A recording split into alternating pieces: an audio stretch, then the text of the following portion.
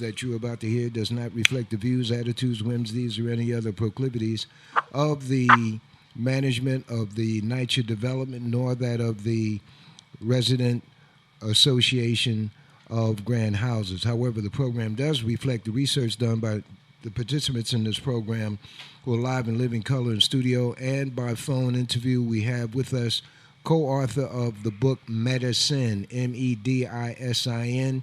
He's a brother who was very popular with us when we were at WHCR, and we are resuming that relationship now. Good brother, and has a lot of information that we can use. So take notes, and that's what it's going to be. Take notes so that you can not miss what you need to gain. Brother Scott Whitaker, Dr. Scott Whitaker, thank you for joining us on The Communicators. Nothing but a pleasure. I was wondering where my brother Leroy was at. It's been so long. Brother, we was trying to track you down, and fortunately, a brother heard you on Carl Nelson a couple of weeks ago, and we were successful in getting your number, your email address, etc. So we invited you on to talk about a number of things. First of all, current events as you experience, as you would interpret them, and then getting into some healing modalities that is very foreign to many of us who are used to being guaranteed by Western medicine that we will be stabilized but not cured. So let's start with current events. What in the news that you're seeing, what is not in the news that you're seeing that we need to know? Okay, well, of course, one of the big, events going on right now, of course, is the biological and financial attack on mainland China through their created coronavirus. You got to go back in history a little bit. There's always been an attack on China from different angles. The British jumped in there back in the late 1700s up to the 1900s in the so-called Opium Wars, when they infiltrated the mainland with opium, and then when the Chinese finally found out what was going on, they stopped it. And then the British said, "Well, we're gonna go on war against you because you don't want to take our drugs." Mm-hmm. And now today, China, so economically powerful, and also at the same time is using a lot of American imports, but at the same time it's whooping U.S.'s butt on all fronts. So they said, "Well, my God, we got to slow this thing down. And what better way to slow it down? Not by nuclear, but by biological." And it's working perfect as it is right now, because everything in mainland China is basically shut down, and the people, not being able to go anywhere and quarantined. I advise everyone to go watch the movie Quarantine 1 and 2, go watch the movie Toxic Skies, and go watch the movie World War Z. All those movies tie into what's going on right now. Let's see. Now, this thing was carefully planned as of October 18th of 2019. They had an event there in Baltimore by the great John Hopkins medical staff, and with Bill Melinda Gates Foundation, and the World Economic Forum was there. And what they did was a simulation of a coronavirus being released, and that the markets would collapse 15%. This was simulated. 15%. And what have the markets done as of last Friday? 15%. So this was done on October 18th. Follow the timeline, 2019. On October 19th, the U.S. military was sent to Wuhan, which is where the virus supposedly originated, for military war games. Sounds very familiar. And then 2 weeks later, the first case of the corona was identified. So we all know who has always been around biological warfare is Uncle Sam. And what better way to get it into the mainland is through the U.S. military. So from there on, now they can spread it either through aerosol, they can spread it through drones, they can spread it through 5G, chemtrails, and that's why it's all over the globe now. Okay, but at the same time, you got all these confirmed cases, 80,000 plus cases in China. They don't talk about the 40,000 plus cases that people have already been healed. In China, they're using intravenous vitamin C to cure the virus. So I'm telling everybody back home, start taking your vitamin C, 5,000 milligrams per day. That's 5,000 milligrams per day. Make sure your vitamin C is non-GMO, because a lot of the vitamin C out today, it's all made from genetic corn. Okay, so make sure it says non-GMO on there. So on another aspect of what's going on events that I talked about right now, the eastern portion of Africa, the Horn of Africa is what they call it, is being devastated right now by locusts. Somalia, Ethiopia, and Kenya are all being hit with, I'm talking about locusts. The size of them can make almost Toronto or Chicago in terms of width and depth. And it's coming right at the time of crop season. So what's going on here? Why are locusts being pushed in this area of the globe? Well, they've been affected also. Just like the bees have been destroyed by chemtrails, also the locusts are being affected by these chemtrails, and they migrating into areas where, of course, there's a lot of grassland and a lot of water, and they're mating and they're laying their eggs and multiplying. So those three countries now are basically under attack from insects. It's not even being talked about. Is that because of the climate? Dr. Scott Whitaker, how does climate relate to this phenomenon? Climate? As relates to climate change and that sort of thing. Oh yeah, well the whole climate thing, this pushing the everything is getting colder, everything getting warmer. That's a game just to get money, but the effect really is from the satellites and from the chemtrails that they plan putting up in the sky. There was a movie that came out maybe about 2 years ago called Geostorm, Geostorm. And it laid it out right there in that movie. It showed how they froze Afghanistan, and they could make areas have droughts and areas have too much rain.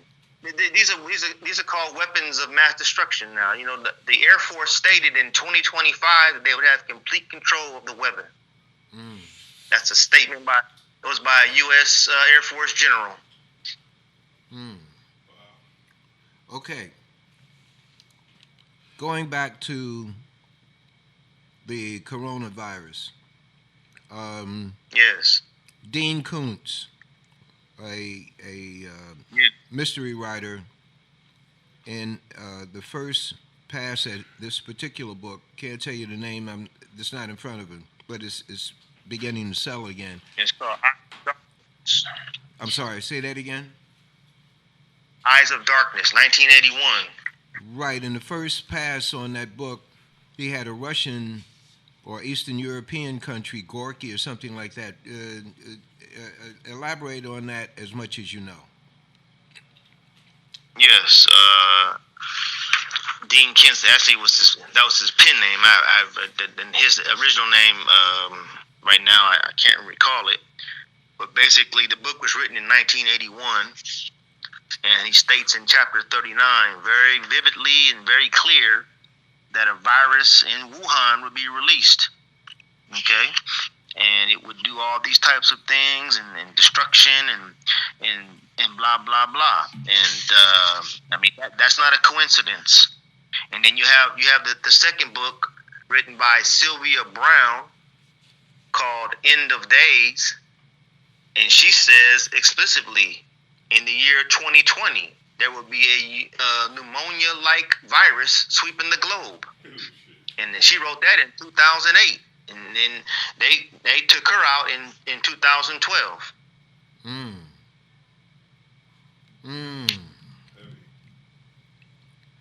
Okay. Let's go back in history beyond the corona.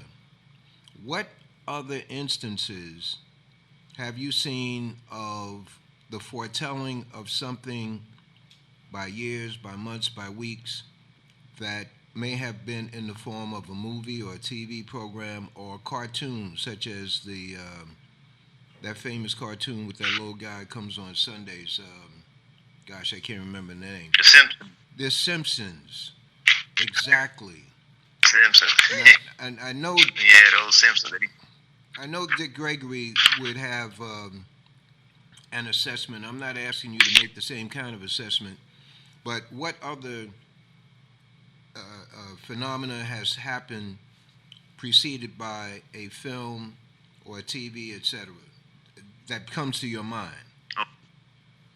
Well, first, before I go into that, I just want to give a breakdown, because this is what I say in all my lectures, that every year they come out with some type of new gimmick, some type of biological or some type of viral or something microbe that's going to attack mankind and act like it comes out of nowhere. And I'll give a breakdown of the years, and it seems to happen always in election years. In 2004, we had the SARS. Okay, 2008 we had bird flu. 2010 we had swine flu. 2012 we had the MERS. 2014 we had Ebola. 2016 we had Zika. And then 2018 we had Ebola again, and now 2020 we got Corona. Now the movies, man, there's so many of them. Let me see. I know one. This is off the subject in terms of biological weapons, but the movie A Long Kiss Goodnight, right, with Samuel Jackson, right. He stated, he was tied up in there in the movie, and he said, "Man, what you about to do?" He said, "Well, we're about to blow up the World Trade Center, and about 3,000 people are gonna die, and we're gonna blame it on the Muslims." They said it point blank in the movie. That's right. And lo and behold, that's what they did. Let's see here. Another movie that actually I'm about to watch this week, because I just thought about it, was Soylent Green, right? Which its date in the movie is 2022. So that's why I thought about it. I said, let me watch this again now. It's getting closer to that year and what they got planned, 2022, which I've already stated that they were going to make soy and all this veganism the food of the future, with all this Impossible Burgers and all this madness that they got going out now. They got us standing in line for. Let's see, the movie, of course, World War Z, which showed a so-called virus being released. It was turning the people crazy and mad or whatever, biting people. But then at the end, of course, they had the star taking a vaccine and supposedly curing the world. I mentioned earlier about going to see everybody going to rent Quarantine 1 and 2. Okay, and those you could tie in to directly to what's going on today, and the movie Toxic Skies. Toxic Skies. Okay, very, very powerful movie. How about the Andromeda Strain? I saw that back in kindergarten. Exactly. Okay, people need to go back and look at that movie, how it was showing a virus, coming out to eventually kill humanity. So they always put it in the movies because all the movies have to be approved by the military anyway before they're released. So the military is always going to be involved with any type of biological or microbe being unleashed into the population, because what comes after that? Martial law. What comes after that? Quarantines. So they have to bring in the military. Correct. Okay, we have The communicators today consist of three of us: myself, Brother Rick, Brother Doug. So they may have questions at any point along the line, and those would be the voices coming in. Um, Okay. the precautions outside of just hit that piece again about the vitamin C. The majority of it being made from GMO corn. Yes, yes, yes. This is unfortunate, but the majority of the ascorbic acid that's on the market today, it's basically GMO. I mean, yeah, GMO corn derived ascorbic acid. So basically, it's non-effective, and at the same time, it'll actually harm you rather than heal you. So, and that's why I'm making sure everyone gets. It's a company called Now NOW that makes a non-GMO vitamin C. Okay. And yeah, so that's one brand I know of. Okay. And then outside of that, of course, our fresh fruits, the lemons, the limes, kiwi, all the berries, all those are high in vitamin C. And of course, we want to always get those organic as possible, or at least from our local farmer who doesn't use pesticides and herbicides. Elderberry, talk about that. Elderberry is very powerful. I'm a real big fan of all the berries. The elderberry, of course, is antiviral and antifungal. It's used in a lot of cough syrups and mixes because it stimulates the immune system, stimulates the T cells, it increases white count to fight infections, and so it's very powerful. Along with the blueberry, along with the cranberries, that helps remove bacterial infections through urinary tract. Okay, the cranberry. So the berries are very powerful. I'm a big fan of them. I eat them at least 4 out of 5 days out of the week, work day, and I just love them. And when they're in season, I eat as much as I can. Okay, and milk, homogenized milk / not homogenized. Okay, one category is homogenized milk or pasteurized milk. The other category is raw milk. Comment on both those. Right. I'm glad you make that distinction because it's like night and day. And the attack on milk, when people just say milk and they don't tell you what kind, that's just drama. The same way they do with meat. People, meat. What kind of meat you talking about? So same thing with milk. I will never recommend or tell anyone to drink pasteurized, homogenized milk. That's basically a non-food item. Okay, it does damage to the body.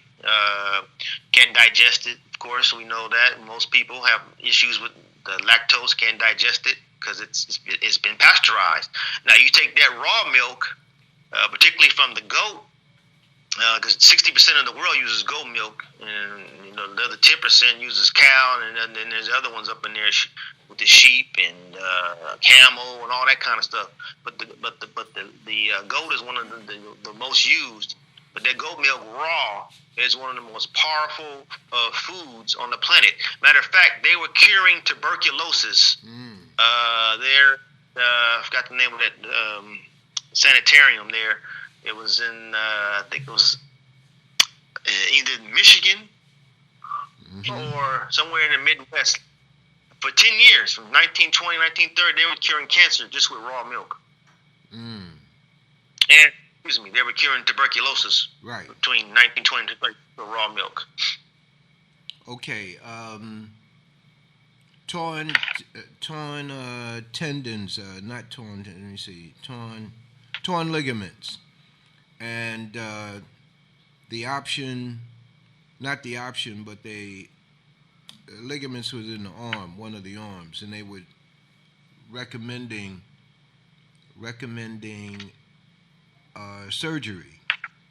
However, the little bit of information that I have talks about collagen. Speak to that.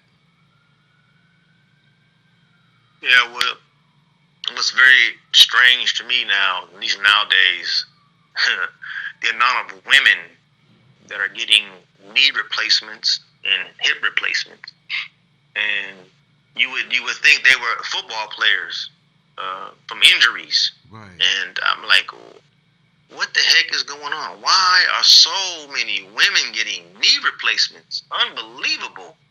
And it's basically another scam or game that they did back in the 70s with the women when they did the hysterectomies. Mm-hmm. And they came together and said, well, because hysterectomy, the root comes from the word hysteria. Mm-hmm. And they felt that all women were crazy, and that if we remove the womanhood, then they wouldn't be having issues supposedly in menopause. Okay, so the majority of the women that contact me are women who are in menopause and having the same issues. Supposedly what they weren't supposed to have, hot flash and all that kind of stuff. So the problem, of course, wasn't going to be solved. It was just there to make money, gut the woman, and probably is tied into all this masculinity and feminization. And they flip both sides now. So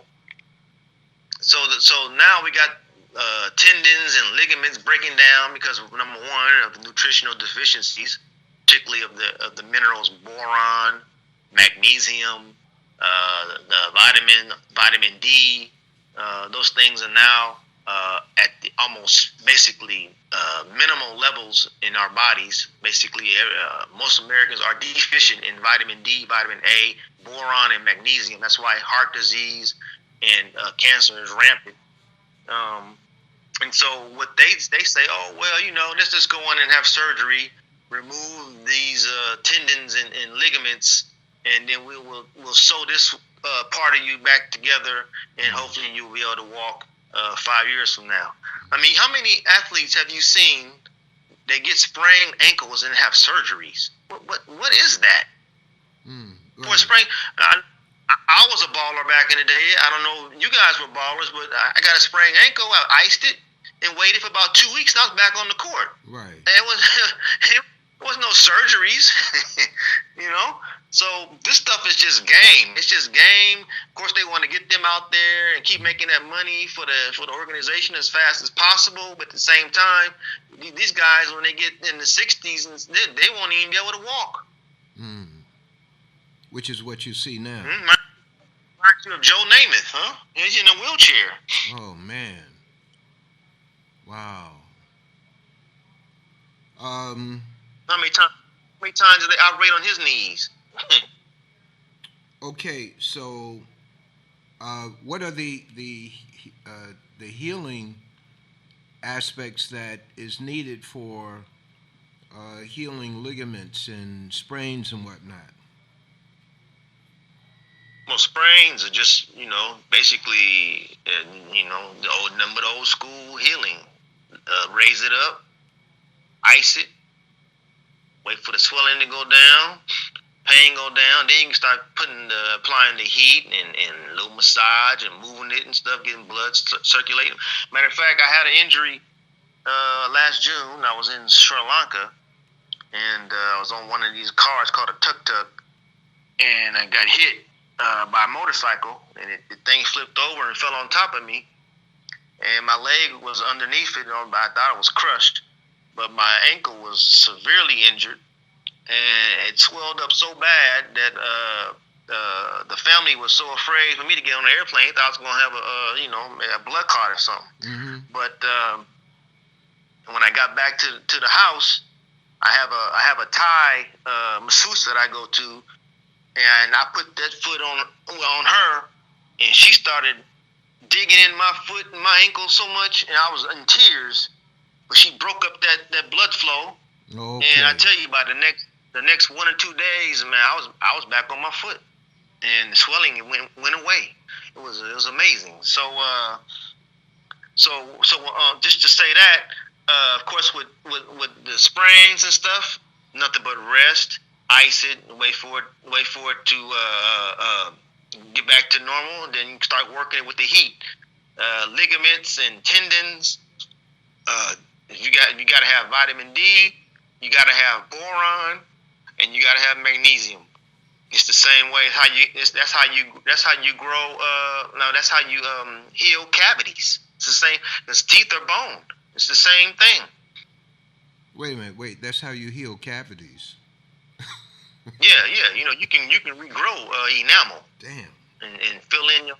And you don't have to go see the dentist to get fillings.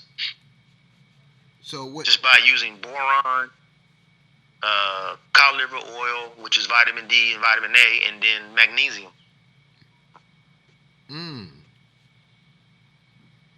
Where do you get your magnesium from?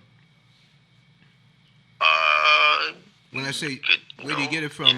What store? foods? Get, magnesium orotate, OROTATE, and use about 500 milligrams a day.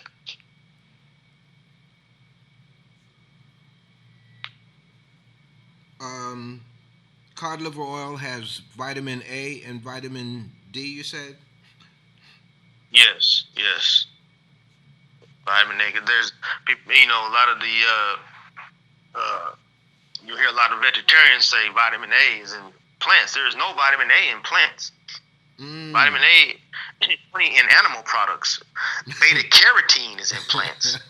Beta carotene has to be converted into vitamin A, and that's why type 2 diabetics go blind because they have no vitamin A if they're not taking cod liver oil. So I have all my diabetics on cod liver oil so that they don't go blind. Wow, man. Cod liver oil. That's one of we call it one a superfood.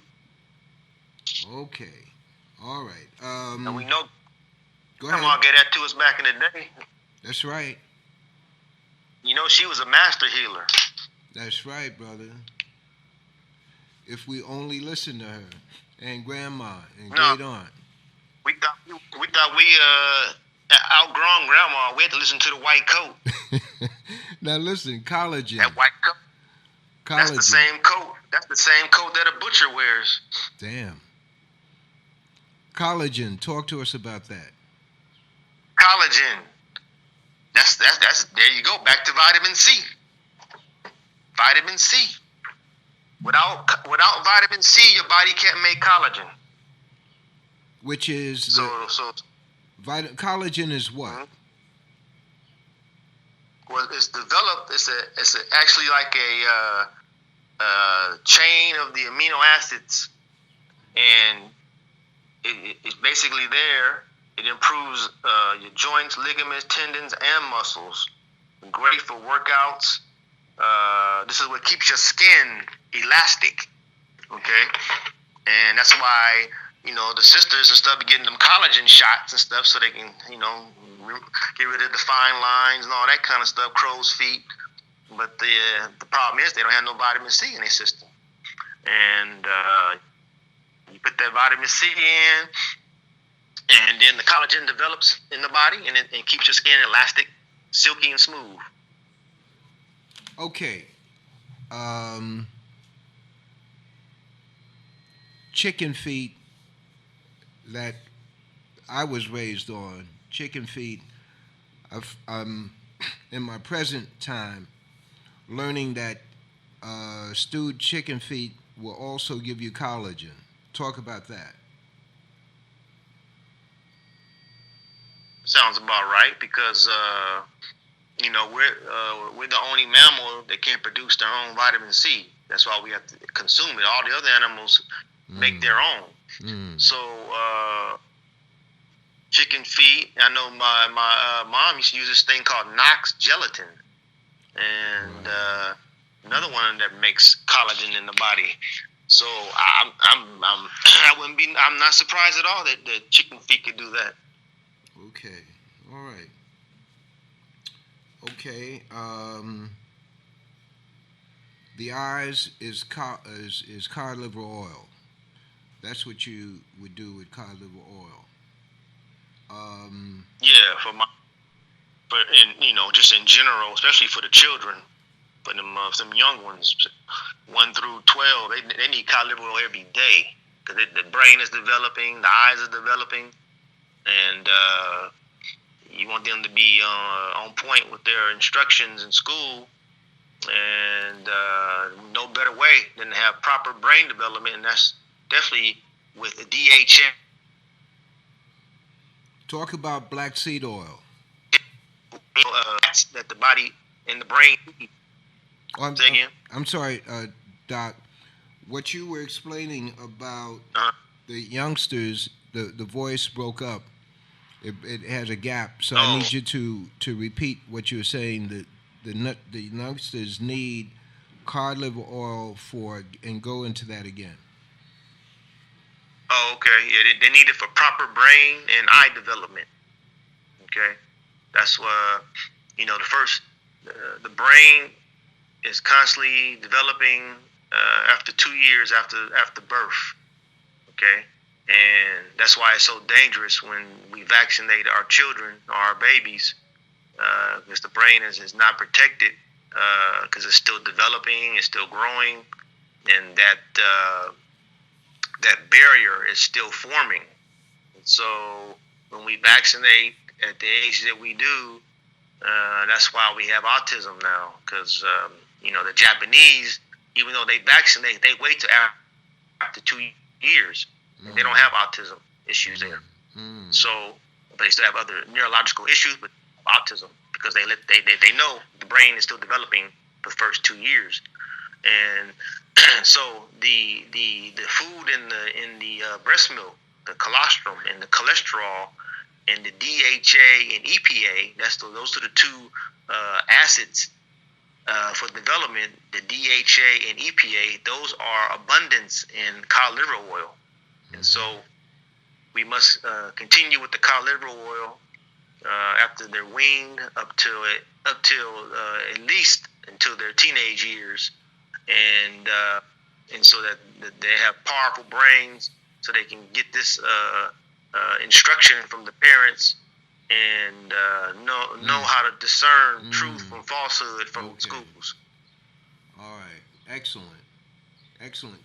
Cod liver oil for adults. What does that do? Yeah.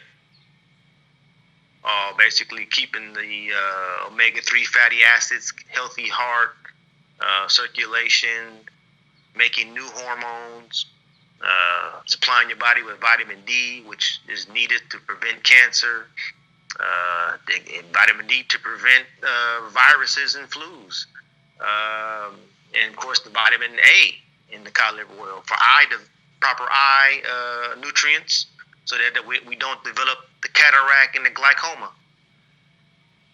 Okay, and so that's a necessary. That's not a luxury. It's a necessary ingredient. It's necessary today. Yes.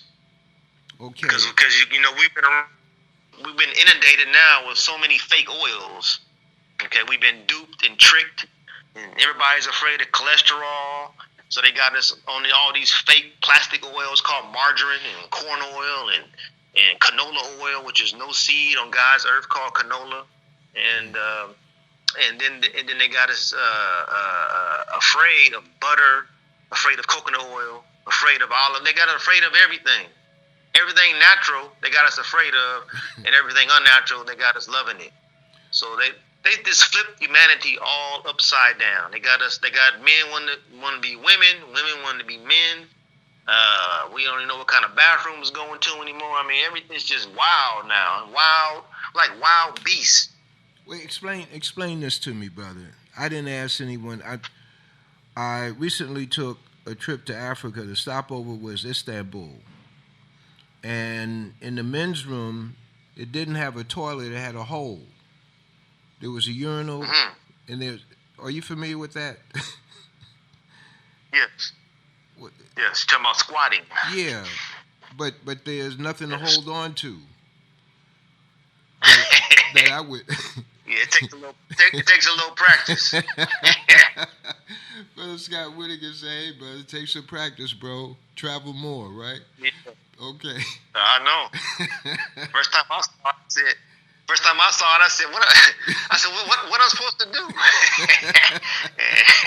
But you end up figuring it out, and after a while, it becomes so natural because that's the natural way. We're supposed to eliminate anyway, both number one and number two. So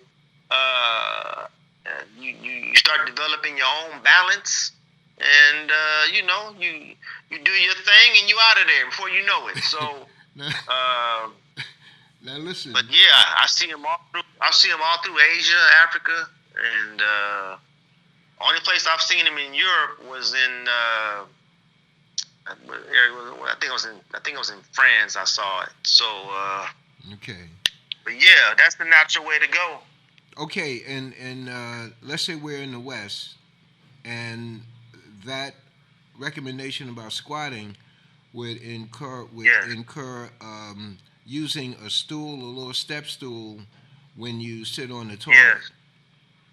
And talk about Yes. There's a nice company. They make them called squatty potties, Mm-hmm. and they got them. They got them where they're portable, so you can fold it up, take it with you when you travel. And I got like 3 or 4 of them. So, but they got ones for permanently in the home. It goes around the whole outer of the toilet, and it's a nice nice level stand there, and it's perfect. It's called SquattyPotty.com. They deliver right to the house.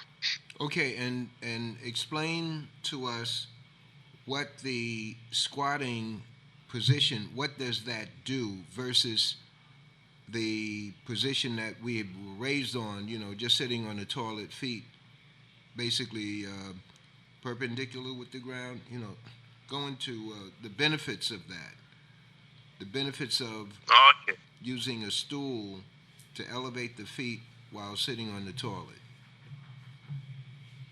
Right. Yeah. Well, of course, with the modern toilet, we're sitting parallel with the ground, and the way the body is designed, you're not eliminating properly by in that position. Same way when you urinate, you don't actually empty your kidneys all the way. Mm-hmm. Okay, so when you're sitting, the body is relying on you having a bend, okay, in the colon, where all the mess is, and then and so the Western, we call it, let's just say the Western toilet causes a kink in this bend, okay, so it leads to major blockage. Mm-hmm. Now, when you put the legs up, it actually is like almost a 45-degree angle, Right. and that allows that bend now to open, and so you get the full evacuation. Okay. All right. And that's just a scientific explanation of it, but you get the full elimination. And of course, when urinating, you empty your kidneys all the way. That's why now, if you constantly, you find those men who stood most of their lives, they'll always more likely will develop kidney stones. Mm-hmm. Mm-hmm. Yes. Okay. Let's go back to the oils. Canola oil. Canola oil. Well, the original name was Canadian oil, and it was scientifically developed, genetically grafted in Canada. It's made from the rapeseed family, the same family as the mustard seed, where they make the mustard gas. And so they took this rapeseed, genetically altered it, and they made this oil out of it. And when they tested it, they gave it to cows, and the cows turned on themselves, became angrily against each other. You imagine mad cows? That's why they got the mad cow disease. And then the Canadian health officials said, "Oh, we ain't using this stuff. This stuff's crazy. And they said, well, we developed it. We got a market for it. What should we do? Well, we got gullible Americans, and so that's what they did. They sent it south, and CNN and Fox picked it up and said, we got a healthy heart oil for everybody now. And food stores bought in it, Whole Foods bought in it, and you go anywhere now and you got a so-called healthy place, and they'll boldly state it. We use canola oil, like that's the prima donna, and it's one of the worst things on the planet. You talking about emphysema? The reason why we got this rise in cataract and glaucoma is because of canola oil. It actually scars your lungs and your heart. Okay, and in terms of it helping the heart, no, it damages the heart. It has no omega-3s in it. It's just a deadly oil. That, along with corn oil and margarine, some of the most deadliest products on the market today. And these things have only been in existence no more than 50 years. Okay, black seed oil. Black seed oil. I had 3 teaspoons earlier today. I use it every day. It's one of the most powerful seed oils on the planet. Stated over 1,400 years ago by the Prophet Muhammad that in it is a cure for all disease except old age. So, and that's been verified by other scientists, and they'll state that. They state that same quote, but they never give reference to the person who actually said it. You know how but yeah, black seed oil. I would suggest everyone trying to incorporate that in their diet. If they can't get cod liver or coconut oil, you can use the black seed. Very powerful. It's got a little hot to it. Right. Okay. So, but that means that when it goes in, it's about to tear some things up. It's about to get things right, and that's all. Black cumin, that's another name. People may not find it. It's black cumin. Okay. Okay. Is that the okay? You got cumin. You got black seed kalonji, the seeds, or the flakes kalonji, I think is pronounced or reads. Cumin, just plain cumin. What's in that, or what is that? Is that black seed in powdered form? Black cumin, but it's the same thing. That's the plant name, cumin. Okay. And it actually comes from coriander. Right. And it has the properties has all the minerals, omega-3s, small amount of omega-6, a little bit of omega-9 in it, and they're very, very high and potent antiviral, antifungal, antimicrobe. So it's a very, very powerful oil. Okay, the powdered cumin is the same thing. That's what you're saying? Yes. Yeah, okay. Yeah, same thing. Turmeric. Talk to us about turmeric. Turmeric. Yeah, turmeric, curcumin. I probably use it twice a week because I eat a lot of Indian foods. So the curry is in there. And so the turmeric is already in the curries, already in my food. And I'm eating it. And it's anti-inflammatory. So it's great for arthritic, great for pain. Used medicinally in the extract form. It will shrink tumors, particularly of the brain also, brain tumors. Another antifungal. Anything antifungal is outstanding. Because a majority of our issues, cancer is based as fungus. So majority of our ailments all are arranged around fungal issues. And so this is a very powerful herb. also encourage everyone to incorporate that into their diet. Okay, going back to oils, palm oil and coconut oil. Oh yeah, very powerful. I use the red palm oil from West Africa. I use the coconut oil from Philippines, and both make sure they're both unrefined and both raw. And those are the two most powerful cooking oils. If you want to do some cooking, not deep frying, but just cooking, sautéing, Mm-hmm. those oils are perfect because they can withstand heat because they're saturated fats, which are powerful fats. You need saturated fats, and that's another thing. Everybody, they got us all afraid of fats and the good fats, and they got us happily taking all the bad fats. So coconut palm oil, very powerful. They've been used for millenniums in those cultures, and they've never had any heart issues. Very good. Okay. To fellow communicator, you have any questions, brother? Yeah, one of our ladies at the radio station had an open heart surgery. I think this is like the second one.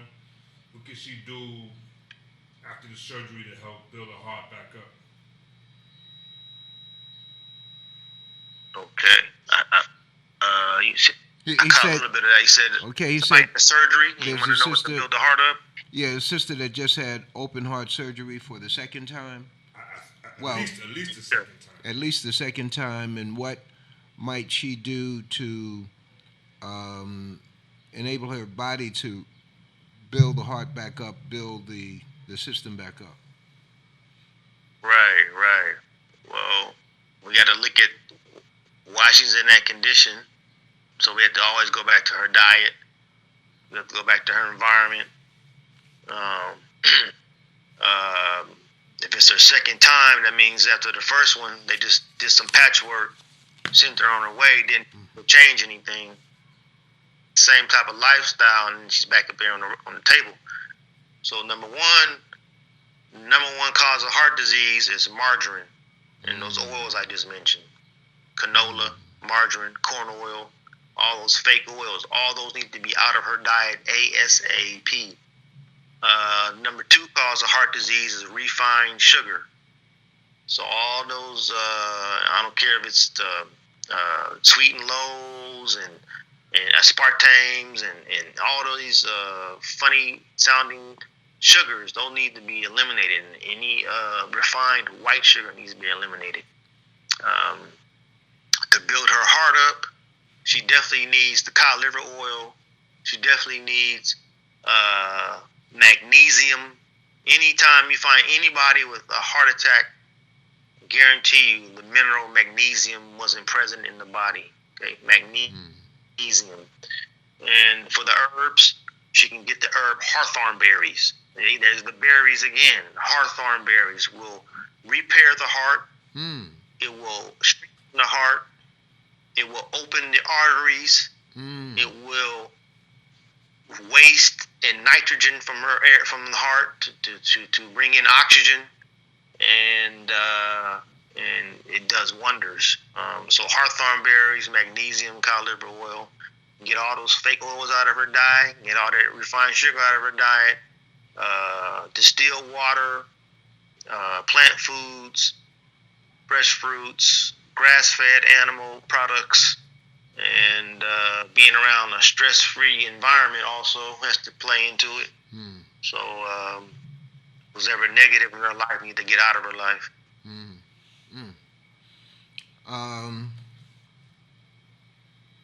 Going down the list, coconut oil. You talked about palm oil, coconut oil. Yeah, same. I said I used the one from the Philippines. Right. Very powerful. One of the greatest oils to use for losing weight. The sisters love it. I tell them to take 4 teaspoons a day, every in the morning on an empty stomach, and you start losing at least 2 pounds a week, very quickly.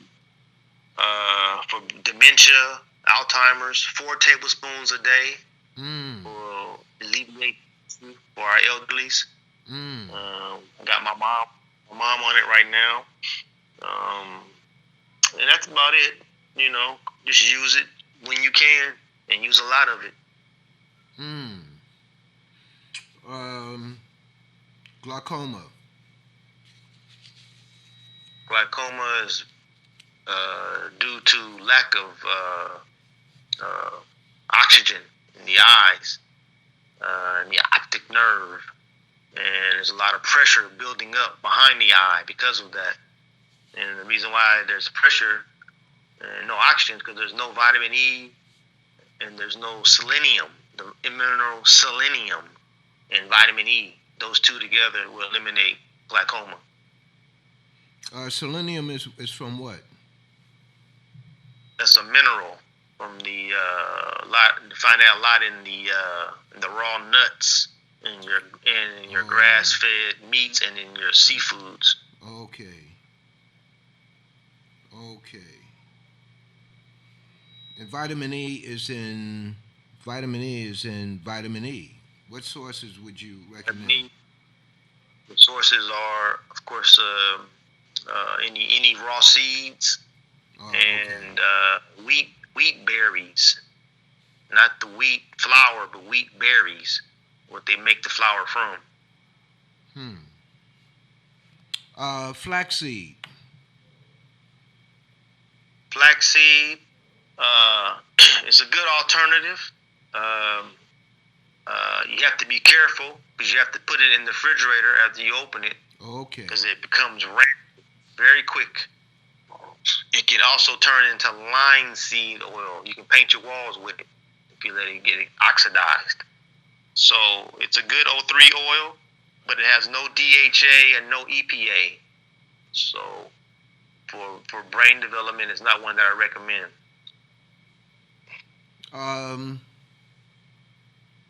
What do you find it recommended for when I say outside of yourself, or just as an omega-3 supplement. Okay. But they need it at a high concentration. It will provide it, and then like your eczemas and your psoriasis people, they'll use that to get quicker results. Avocado oil, sunflower oil. I prefer you eat avocados and eat sunflower seeds. Okay. The oils are too rancid. Okay. All right, so you answered that. Okay. Yeah, because these are polysaturated oils. So once you expose them to air, they become very rancid, and therefore they become toxic. Damn. That's why your best oils are your ones with that are saturated. That's your coconut and your butter and your palm. Those are all saturated oils. Wow. Okay. All right. Arthritis. You mentioned arthritis just a little bit earlier. Arthritis. Arthritis is just a condition of eating too much wheat, not enough omega-3s, and in some cases not exercising. So very easy. I just use cod liver oil, boron, and I use the herb alfalfa. So alfalfa roots of the alfalfa plant go into the ground 20, 30 feet. So they pick up all kinds of minerals. So it's loaded with high nutrients. So that's what the body needs, high nutrients for the joints. And so the alfalfa, cod liver, and boron, which is another mineral, eliminates arthritis. I think I gave that formula to my brother Joe Madison's wife. And at that time, she eliminated her medications and was arthritis free. Man. All right, I took notes, but I need to take notes again. Give me that arthritis piece again. boron, cod liver oil, and alfalfa. The alfalfa would be in what form? Tablet. And I very seldom hear today alfalfa being mentioned in anything. I very seldom hear. Back when I was getting into, and this is before 75, Back to Eden, the book Back to Eden, and I was doing research on the alfalfa. What I read at that time was that alfalfa literally means the father of all herbs, because of how deep the roots go in pulling up the nutrients. That's what I remember from that time. It's actually an Arabic word. Right. Alfalfa, something like that. Yes. Okay.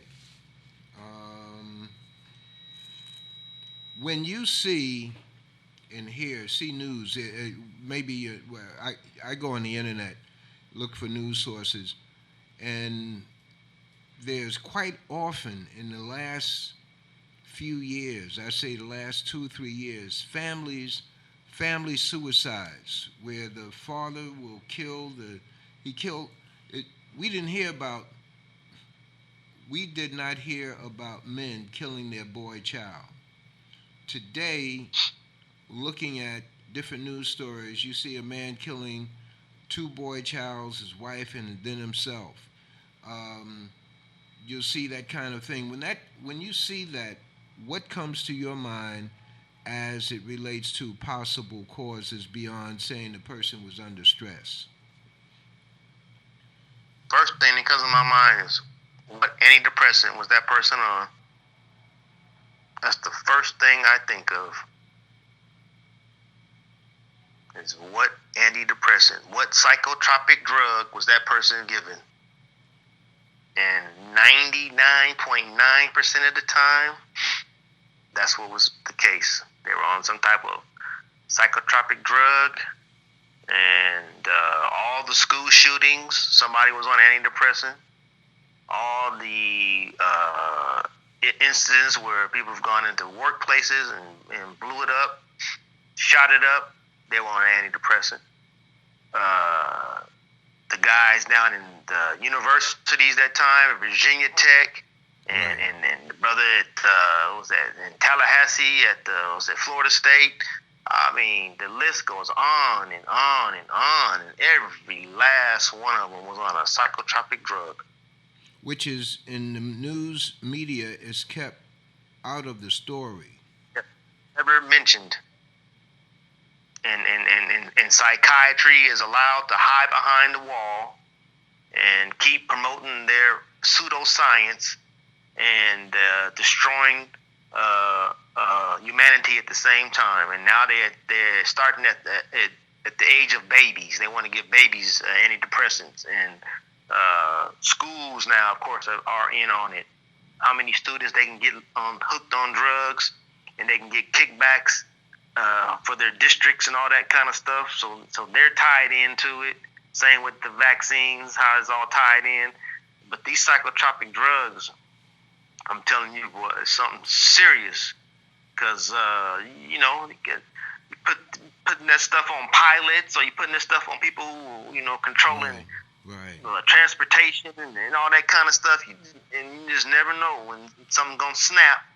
And this clown want to go and have a joyride. So, but psychiatry is behind it. These varmints. I mean, that's a pseudoscience. I tell you, they were the ones that started basically. If you want to say racism in America was because of psychiatry. They came up with the bell curve and all that stuff, right? And pitting people against each other, and even had a word for, I think it was called when we tried to escape the plantation. They called it nigritude. Well, they call it And no. They call it drop. yeah, They call it. there was a mental problem that we wanted to escape. They, And so yeah, this is the science of this stuff. So I'm very animate about my dislike for psychiatry. I have no problem with psychology. I have no problem with people talking over their problems, but that psychiatry got to go. the disease that they came up, the name of the so-called disease for blacks who wanted to run away, had the word in it, drop something. It wasn't negritude, it was drop. Anyway, that's part of the name. Um, as we conclude, what was your journey into this area of study that you embrace the knowledge? You and Dr. Jose Fleming, you did the book Medicine. You're working on another book. But share with us your journey into this area. Oh, I had to start back in kindergarten. My dad used to give me a lot of vitamins and herbs and stuff before I went to school. I didn't know what it was. I just took them, and then I realized, later on in life, from K through 12, I never missed a day of school. I actually got an award, a perfect attendance award. I was never sick. And then when I got to college, I was an engineering student, but so at the same time, still taking all of the sciences that the pre-meds were taking. So I had my chemistries and biologies, but I met this Seminole Indian, and he said, never take the gringo's medicine. Take echinacea and golden seal. And I said, the heck? Golden seal, echinacea, what is that? And, after that, it's probably something my dad gave me. I didn't know. But I went to the library, and that first book I got was Back to Eden by Jethro Kloss. And I think I read all 400 plus pages in one night. And the next, I went out to the health food store down the street from the college, and I got echinacea and golden seal, and I started using it as a tea. And I noticed I went through my first winter with no illness, no congestion, no nothing. And, on a college diet, you eating real crazy. So you always got some kind of ailment. And so then I just kept reading it. I said, man. So I started using myself as the guinea pig. And I started using the herb fenugreek. And I using eyebright.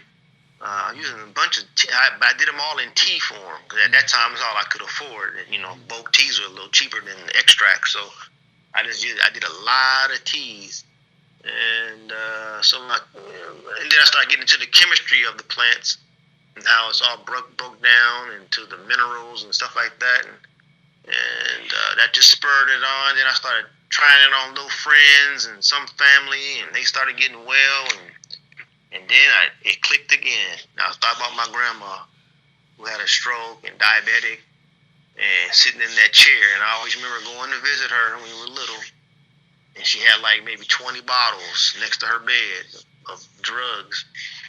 And I remember walking out, talking to my mom, and going, "How come Grandma can't get well?" And thinking she got these drugs right here next to her, but she's still sitting in this chair, and she still got to take insulin shots.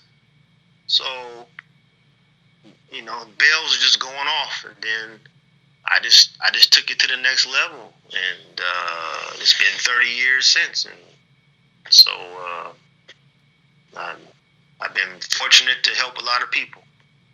What have been your recent victories? When I say your recent victories, under your guidance, some things totally turned around for the patient. Let's see. I just had one. Hold on, let me hear. I just had one this week. brother out of Memphis, former vet, Army guy, and he's got a brain tumor, and he's, he was thinking, should I go chemo, radiation, blah blah blah, and he see, we started working on. I started working on him maybe mid-February, and he just emailed me and said,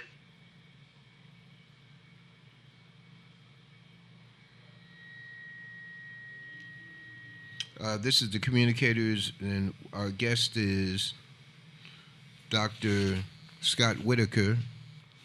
And just hold on, my people, because I get another call coming in on this line. And let's go back. Dr. Scott Whitaker. Dr. Scott Whitaker. Okay, we've got to go back. still there? Yeah, okay. Another call had come through on this phone and cut you off. The brother, the brain tumor. The brain tumor. You started work on him in Memphis. In February. He emailed you this weekend. What was his announcement to you? I'll read it here. Good morning, Dr. Whitaker. Brain fog is about 80% gone from my brain since changing what I eat. Because I've gotten better every day. I feel one of the formulas I gave him is doing something in my head also. It's working. My energy is improving. I hit the gym and I walk near the river trail daily. I sleep amazingly. Thank you. Yeah. So that's 2 weeks. So I told him we got a 3-month program, and Okay. his tumor should be gone, back to normal. That raises this that I didn't cover with you: snoring. Snoring. Snoring. Well, really, one of the main issues is lack of oxygen, and sometimes you have to actually just reposition the body where you're elevating the head a little bit off of the bed, so you open up the airways, and then of course sleeping on your right side is what I recommend. Then in terms of relaxing the body, Okay. take magnesium. Okay.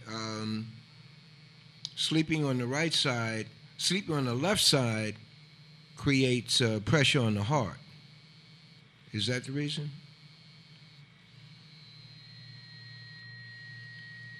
Can you hear me? Let me see. We got another call coming through. And Dr. Scott Whitaker, can you hear me? Still there? Okay, yeah. Pardon me. Sleeping on the right side, on your right side, puts pressure on the heart, or what is that when you say recommend sleeping on the left side? Yeah, sleeping on your right side allows proper nerve energy to run through the body, and opens up the airwaves for the lungs. Okay, and then of course it takes pressure off the heart. Okay, that sleeping on the left side takes pressure off the heart. Right side. Sleeping on the right side, the left side, sleeping on the right side takes pressure off the heart. That's correct. Because the heart is on the left side, that puts pressure. Okay. Right. So sleeping on your right side takes pressure away from the heart. Okay. Yes. Uh, That's why when when babies are born and they put them in the little case, they always put them on their right side. Got it, and that's wonderful. And for people out there, since we're talking about babies, a lot of I don't see it as often as I used to see it, so the information may be catching on. But at one point in time, you would see fathers tossing their baby up in the air, like just pushing them up in the air and catching them, and talk about the dangers of that. You mean tossing them up, playing with them, stuff like that? Yeah, tossing them up. Depends on the age. When the little guys just come out, the little neck muscle is not strong enough. So I probably wouldn't recommend it then. But I think, what is it, about maybe after 8 months, so they can start moving their head, you probably be all right. Just don't be trying to throw them up there like you shooting a hoop or something, But a little 3 or 4 inches from their hands wouldn't hurt. Okay, what I understood, throwing them up, the brain hitting against the skull inside and causing blood, injuring the brain to the extent that blood would flow, and there was some incidents. Anyway, that's what came to mind when we were talking about babies. Hearing. No, Go ahead. At the very top of the head, there's a little hole there, right? The mole. Yeah, and that doesn't close until after the 2 years. Okay. And so the reason why there's that look is to allow the brain. It's gonna have some movement because the Creator knew the baby was gonna be falling down and hitting themselves, and so he said, "Well, let me go and put this here so it don't add that much pressure." And that's what that's for. It relieves the pressure. Wow. Okay, so where some of us would see that as imperfection, that it's there for a reason. It's there for a reason. Tonsils. Oh yeah, everything is there for a reason. Tonsils.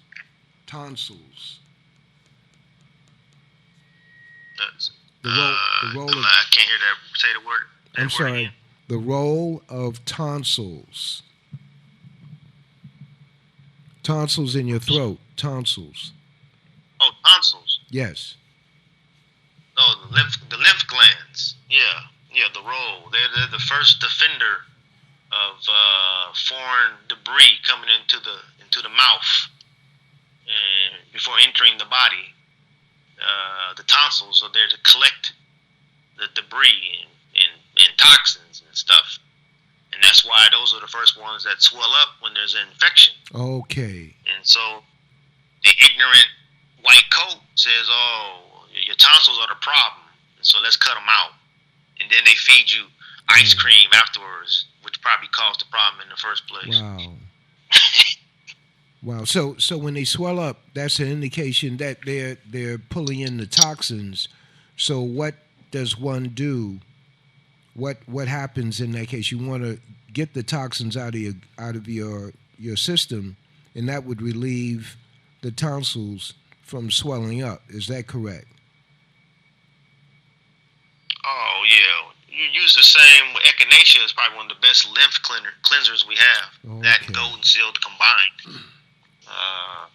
Okay. So basically, fasting on lemon, water, honey, echinacea, golden seal. That will rejuvenate the lymphatic system, cleanse the tonsils, and the problem would be gone within 2 to 3 days. And you don't have to go under the night get your glands removed, because after you get your tonsils removed, you're gonna have problems the rest of your life with nasal issues, sore throat, continuously have sore throats, and a weakened immune system. Okay, you said lemon water, echinacea, golden seal, And honey? Did you put honey in that? No, not necessarily. Yeah, raw honey. Do a little pinch of cayenne in there. Right. Okay, hearing. Hearing, a person's hearing. Hearing. I'm working on a client now who had a stroke and lost hearing in her left ear. I got her applying the oil of helichrysum inside of her earlobe every night. And she texted me last week that she doesn't have to use her hearing aid anymore. Wait a minute. So her hearing is coming back slowly. It's been about 4 months now, and that's what I use for that. Well, wait. Now, what is this herb? How do you spell this? Helichrysum. Henny? Helichrysum. HELICHYRSUM.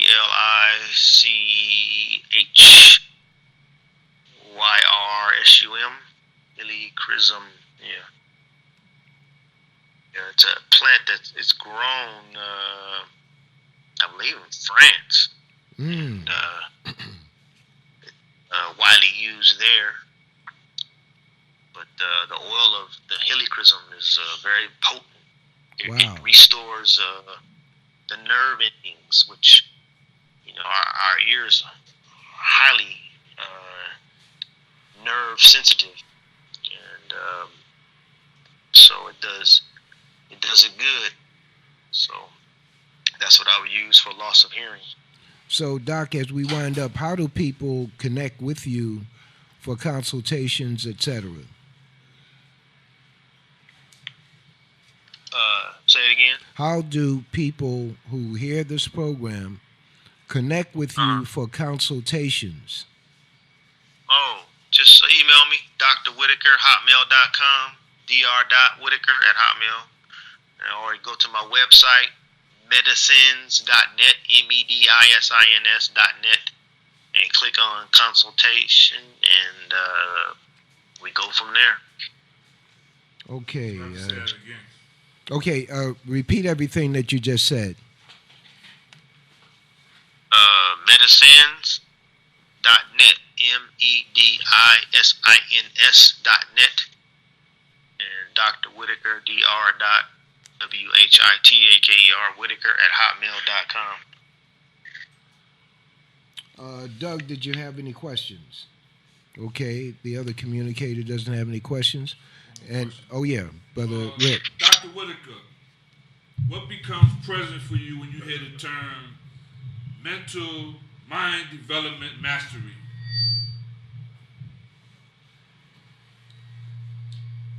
Mind development mastery. What becomes present when you hear that term? Repeat that, Rick. Dr. Whitaker, can you hear me? Yeah, he can hear you now. I hear you. What becomes present when you hear the term mind development mastery? Mind develop naturally.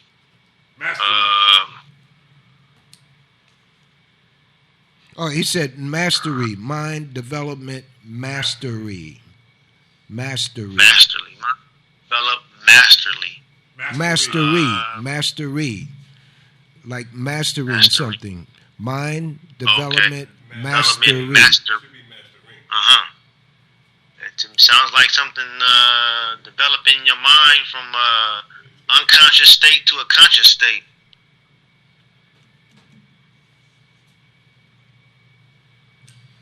Yeah.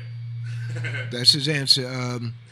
So, as we conclude, Dr. Whitaker, in terms of mind development, given what you know of the environment in America, both from, quote, the environment and the foods and the non-foods that we're consuming, what would a person who wants to master the possibilities in oneself, master the mind to create possibilities where there have been impossibilities, what would be a formula of activities and or meditation that you would recommend they follow? Well, I feel that everybody has to, at the age of 40, become their own physician They need to take care of their own bodies. You know yourself better than anybody else. You got to read everything that has a label on it. If you're going to put it on your skin or in your body, you need to know exactly what it is. Anything you put on your skin, your liver has to absorb it. And you want to eat foods that spoil. So anything sitting on a shelf longer than three days, you know that's not food. And so take your health into your own hands. Outside of emergency medicine, you don't need doctors. Right. Outside of emergency medicine.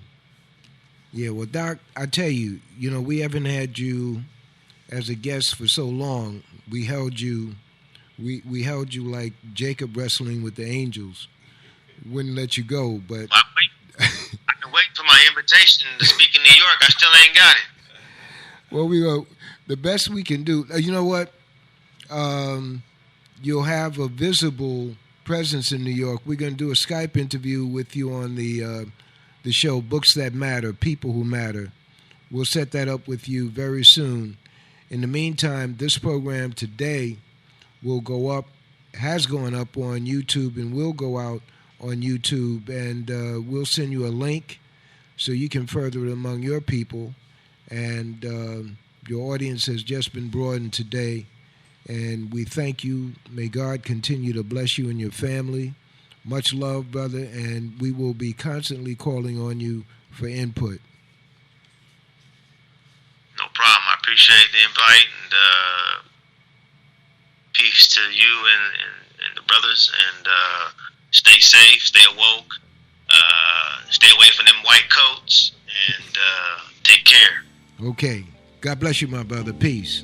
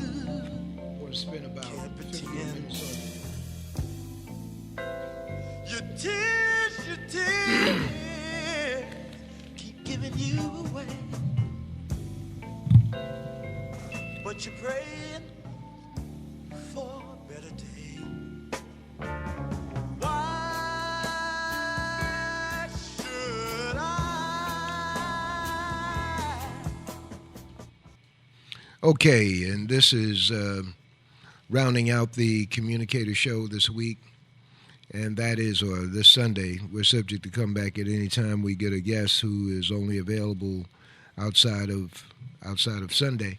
And I'm not a basketball player. I follow the game somewhat, and looking at the Nets this year, they've been steadily improving.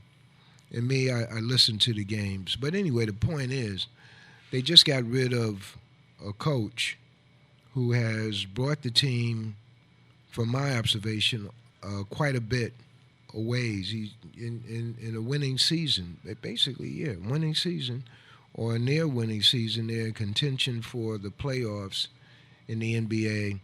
And so we put the question to Doug, why would they get rid of a guy who has been getting a lot of production out of the team, the what you call the first team, and the guys coming off the bench has been very, very interesting. Once again, I'm not a basketball player, but I like the underdog, and the Nets have been for a time underdogs, but now they compete very capably in the NBA. So the question, Doug, why would they get rid of Atkinson at this point in the game, even in the season?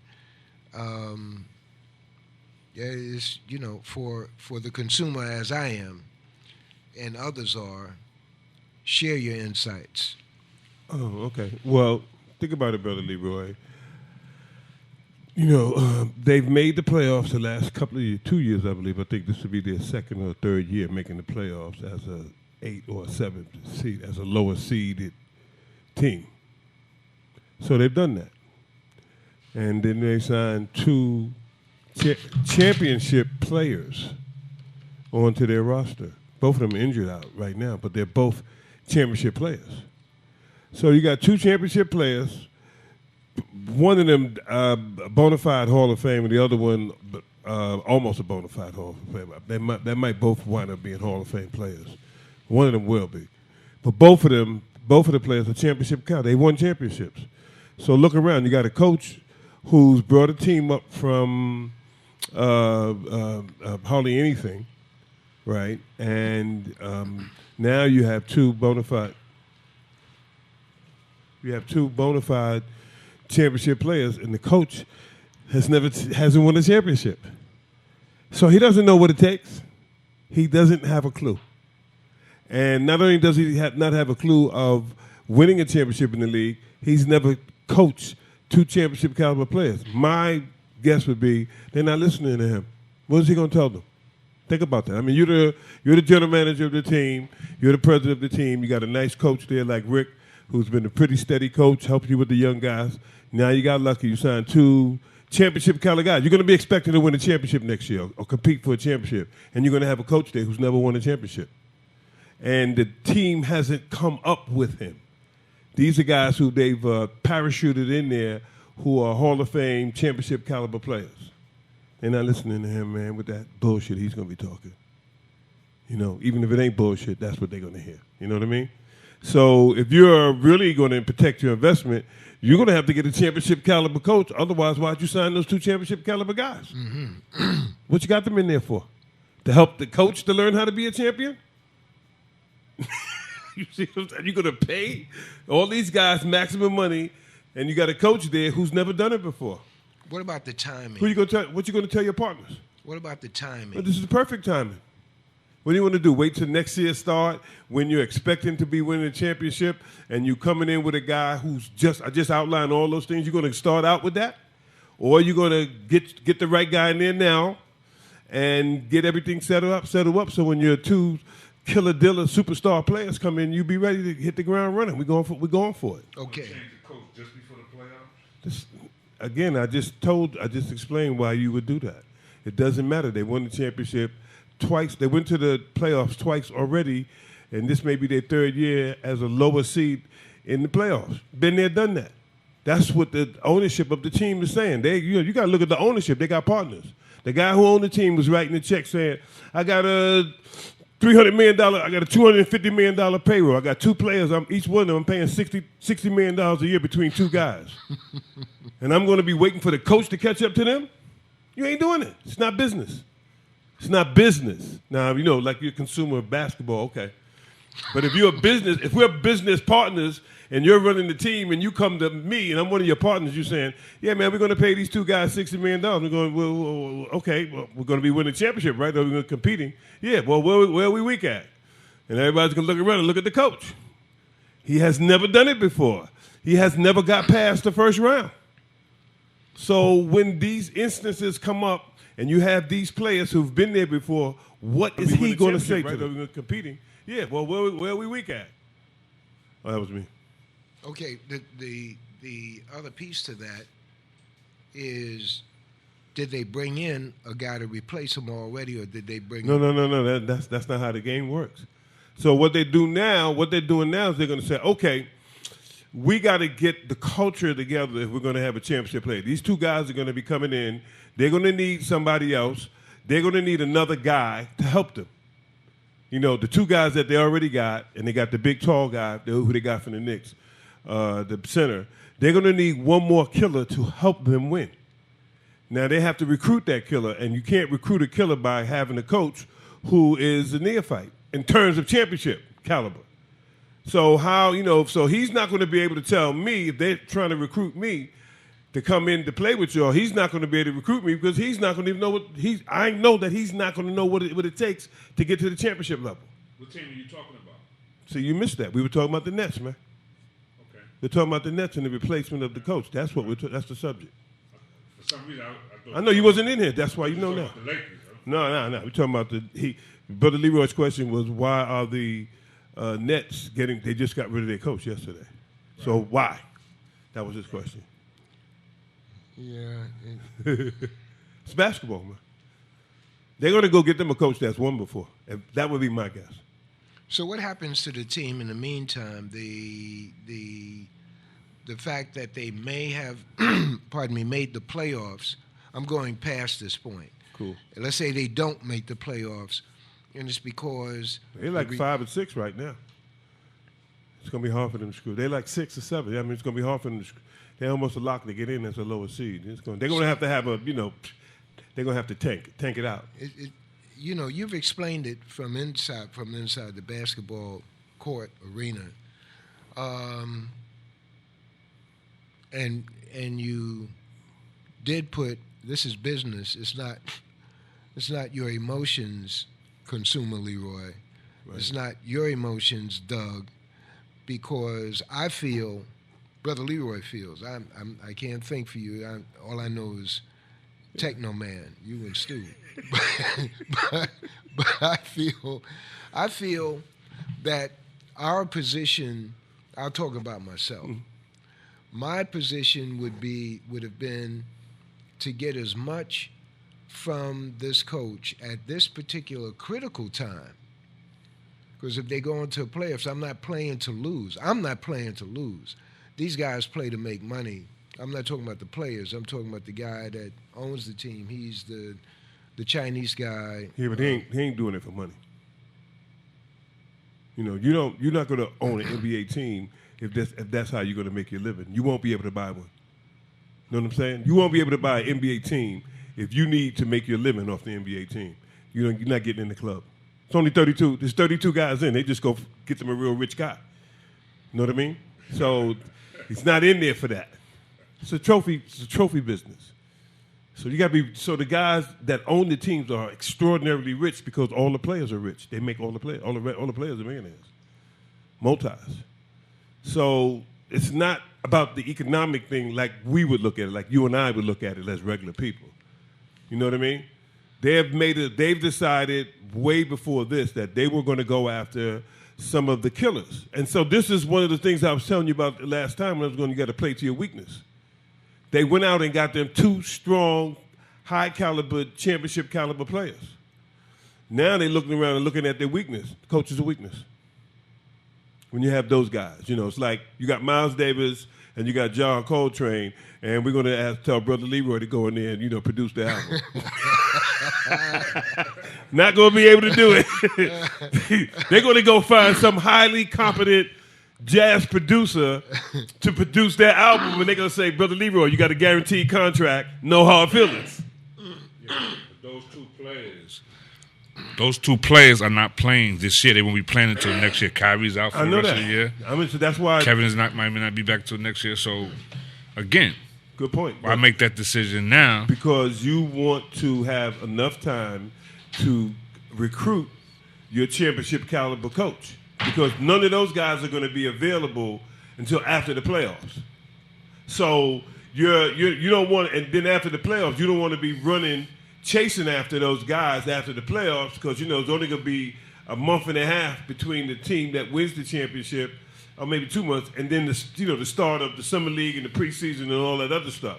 So you're going to want to announce to the league that we got a spot, so that whoever they're going after will know that this is going to be a highly coveted job because of those 2 players. You already know that they're going to be causing damage. So you got to have they're gearing up for a championship run is what I would look at. You got them guys for about 3 more years. So who's coaching Toronto? The same guy who coached them last year. I know, but who is that? I forgot his name, yeah. Because he just came in last year and he won it. But remember, he had a different. He was different. He had a different pedigree. They had a championship caliber team. He was the assistant, and they were always failing. So they were where the Nets want to be at next year. They had that team was like that for like 3 or 4 years in a row, and they never got there. So that's why they made a change. So the Nets are going to be where Toronto was 3 or 4 years ago. You know what you're talking about. Where Toronto started at and they had all of that, that's where the Nets want to be next year. So they got to get their team, they got to get their crew in there, they got to get their coach, they got to get their team in there, they got to get the new guys, the guys that Brother Leroy talking about, the two Hall of Famers, they got to get them ready. Remember, they recruited themselves to Brooklyn. They just went to Brooklyn and said, okay, we're coming. So Brooklyn's now got to get the championship caliber, all the other stuff. You know, this is the part when Brother Leroy was talking about. This is the part when the owner CTCs. He cuts the check. That's what the owner's for. He's about cutting the check. That's it. So Dolan owns the Knicks. So he's an owner. He's in the club. He's a check cutter. So you don't hear nobody crying about his money. So they talk about a whole lot of other shit about him, but you don't hear nobody say his checks ain't no good. He don't pay. So there's always going to be somebody available to take the money, particularly his. You know what I mean? So he don't have a money problem. No. Dolan. No, none of them do. That's my whole point I'm making about you. None of the NBA owners have a money problem. At all. You don't get in. Right. That's not even conceivable. So it ain't about the money. They make the money, the contract and the money, all that, so you can track the players, but you ain't tracking the owners like that. So I can't take a loan, put some investors together, and get in the club. Not gonna be able to do it. No, no, nigga. You're gonna get vetted by the other billionaires. That stuff that you hear talked about on so-called lunch club. Quote, the Breakfast Club. It ain't, it's just talk.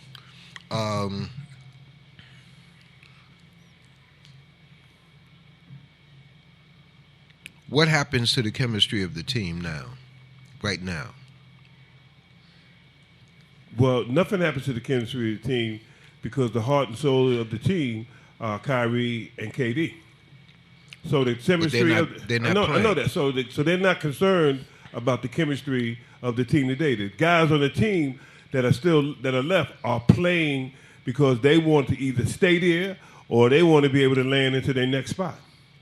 Because now that you have a new coach coming in, all of the people who got you there, because there may be some people who are able to do things because the coach has allowed them to. With a new sheriff in town, all that shit's changing. So they're sending a message out to the rest of the team that the games are changing. We gearing up for some new shit, and if you ain't ready, you ain't in. It's just like we was talking about the presidential debate. Remember I was telling you about the good competition stuff? That's what this is. It's not like the impact is not like high school or college. Yeah, where high school and college people will be crying. So you're right, it'll be much more. It's more of a mind more thing emotional. there. It's more emotional. These guys are up to the thing. Work. They're making X amount The job. Talking about in the NBA. Yeah, that's the job. That's their job. Yeah, they don't give a shit. That's their job. They don't care. Okay. Because most of the guys on the team have a guaranteed contract. So it's all about trying to hang around. New sheriff coming in town, new team coming in town. The team is going to be better. Those dudes are dynamite. There's going to be a lot of tension. There's going to be, everywhere we go, there's going to be a lot of people. If we went in, the party's on. So Philadelphia's a problem. Boston's a problem.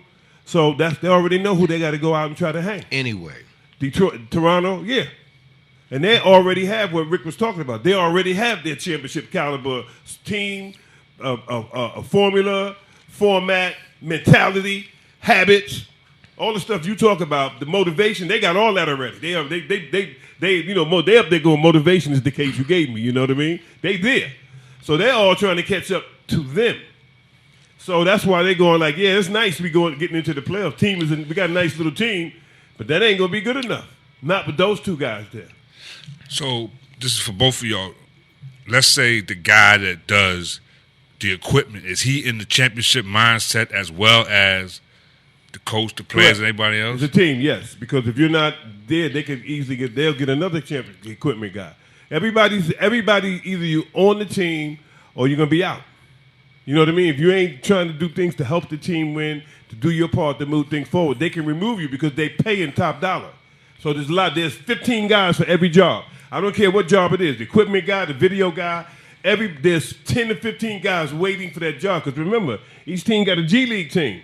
And there's a whole staff of people down in the G League and a whole bunch of players in the G League that want to get up to the NBA because, that's the big time. So that's why when you win a championship, all those guys get rings. Right. Equipment guys, The managers, the people in the office, the whole team, everybody get a ring. the They decide who gets a cut. therapist, the ones that Everybody. does the, Well, they got a whole medical team now. You're going to have 5 or 6 guys on the medical team or more. Because you're going to have the doctor, you're going to have the trainers, you're going to have the people who help you warm up before the game. You're going to have the people who, when you got to get treatment, they're going to be showing up. When guys get hurt and they're not around the league, they'll fly some guy to wherever that person live at and work with the guy. Yeah. Make sure that their product is working. So my question would be, how do we mimic that and build a championship team here? Well, we're doing that. You got to have the people. You got to have the goal. You got to figure out what sort of the compensation, what winning is. Defining the strategy. We got our LeBron James, we got our Julius Erving here, and all roll into one. All roll into one. Professor Leroy here. All roll into one. Yeah.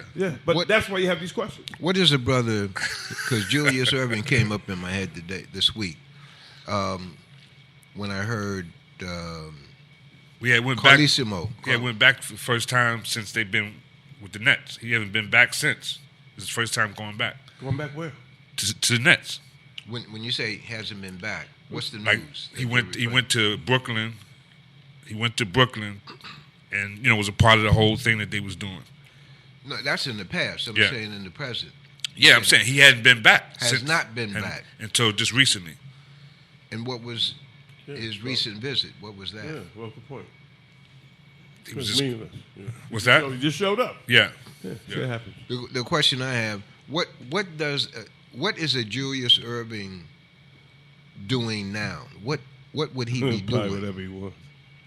Probably whatever he wants. I mean, he wasn't in the era where like these guys now. These guys now, unless they're crazy, they ain't not going to be working again. They're going to be like Charles Barkley now because of the money that they have now. They didn't have that money when Julius Erving.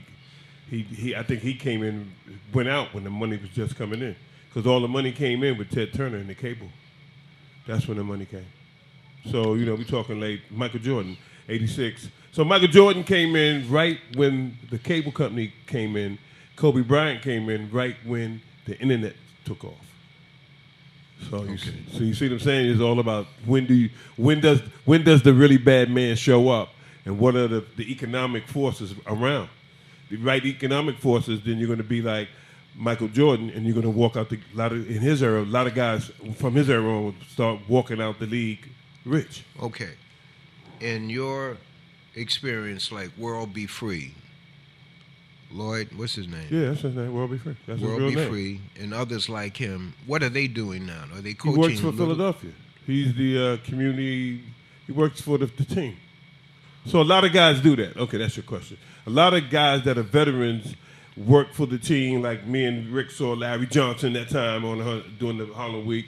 They fan out to different events and everything and represent the team. John Starks. Yeah, and it ain't hard to find them because we're talking about extraordinarily sized people, so it's hard to spot none of them, So they're good. They work for the team as ambassadors and all that. They try to, and some of them get to be on air to help promote it because people, they like to have people on the air that understands the game. Right. Well, exactly. Allen Houston started a foundation.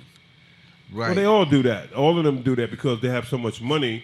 You have to have a way to put your money somewhere that will ameliorate your tax issue. So that's why a lot of them have foundations. But he's involved with the Knicks where you bring young people in, they take them to the game, take pictures on the court. Foundation, feed them all kind of food. And, Yeah, not for profit. Okay. All right. So don't worry about the coach, man. Going to college. St. John's is winning more games than they won last year and the year before, etc. Winning very interesting games. Your comment. Well, I don't. Me and Rick was talking about this earlier. I really hated college. I played college basketball and I hated it because of the the lack of money. Now, St. John's used to be a very interesting place to play because at one time they didn't have a campus. So a lot of guys played for them because when you play for a school that doesn't have a campus, they reimburse you for your rent. You're allowed to pay whatever market rate. So you can see market rates in New York City. If you're a college player and you're getting an allowance for your housing and it's market rate. So St. John's was a nice place for people. People wanted to go there because you made out like a bandit and could still stay home. But then they built the campus. Yeah. And now they starting to recruit, some players. So I don't follow college basketball because it was such a ripoff and I was so depressed at the lack of having anything that shit pissed me off. It was terrible. It's terrible for anybody to love to do something and then somebody sends you somewhere where you think you're competing at a high level or you're getting your chance to do it and you realize you're a fucking slave. I don't know how else to put it. It was terrible. It was a real bitter kind of experience doing that. And I was telling Rick, I was actually there, and I was on parole while I was there, which was like a big secret. You couldn't get away with that today, being on a college basketball team and you're fucking on parole. But no internet, And, a lot of times, man, we had to use some of my Dannemora skills just to eat. And I thought that was a little, disheartening. I was a little disheartened by that. You know what I mean? How long did you stay? You mean in college? Yeah. Yeah, a normal time. I played for 4 years. You did? Yeah. Okay, so you First of all, they had the ABA, so the only chance of getting in the pros might have been the ABA because they wasn't checking. But when you're a convicted felon and you're playing college basketball, that's about as lucky as you're gonna fucking get, bro. And I knew that, you know what I'm saying? I was going, this is pretty fucking lucky right here, Jack, to rebound from Dannemora. And now I'm up there, we going in these little towns playing against these colleges. I was feeling pretty good about myself. It was just the reality of that it was a real job, Brother Leroy, just the fact that they controlled everything. And, I was, instead of being a stupid young kid, I was a grizzly, matured, parolee, and if I wish that I was just a stupid, 19-year-old instead of being a 20-year-old who was. What that meant is that you could see through stuff that the students couldn't see. They were nowhere near as mature. You would be saying, you can't see that. I didn't say none of that. I just looked at them and said, I'm not here for none of this shit y'all talking about. So they ain't even mess with me. I was like, I'm not here for none of that stupid shit. I was, you grow up, you kind of grow up when you get in the big house, and when you get into the frolicking and silliness of college basketball, I was more like, you ever see The Officer and the Gentleman? No. The movie, have you ever seen that movie? Yeah. I was him. There was no place to go back to. You know what I mean? I was there. I was on the team. I was on Ohio. They had switched my parole over there. It was do or die. There was no going back to Lenox Avenue. There was no coming back to Lenox Avenue without getting my parole transferred. My mother was. We lived in a tenement. There was nowhere to go. I had to make it. I had to pass the classes. I had to stick on the team. I had no choice. So I was in there. I wasn't playing with none of them, man. I was not playing. I was there doing my work. For real. For real. I was not playing. Now, in fact, they would go like, Frazier, what's wrong with you? Why you never laughing? I was like, y'all just don't know. This ain't no. Y'all don't know where they'll put you. So, what'd you come out with? What degree? I got a BA in psychology. How did you switch? Not how did you?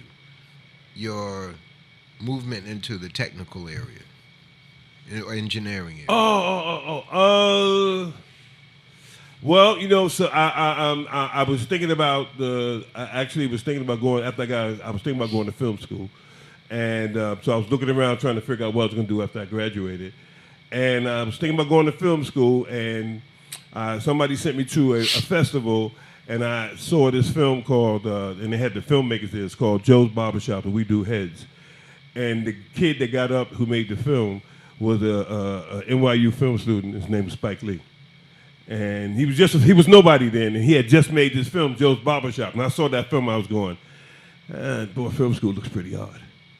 And I was telling Rick I was working at a group home trying to improve my karma. Because, when you go to prison, yeah. So I was working at a group home trying to improve my karma, and they had 2 MBA guys on loan. One that was from Harvard. And, he started talking to me. He said, man, you ought to go to a business school. And, of course, since I was a criminal and a drug dealer, I understood business concepts, So I said, oh, yeah, Harvard, that sounds like a good idea. And I went down to the Harvard, they got some place called the Harvard Club. It's down on 50-something Street. I went down there, and they had all these black Harvard MBAs, and they were trying to recruit black people into the MBA.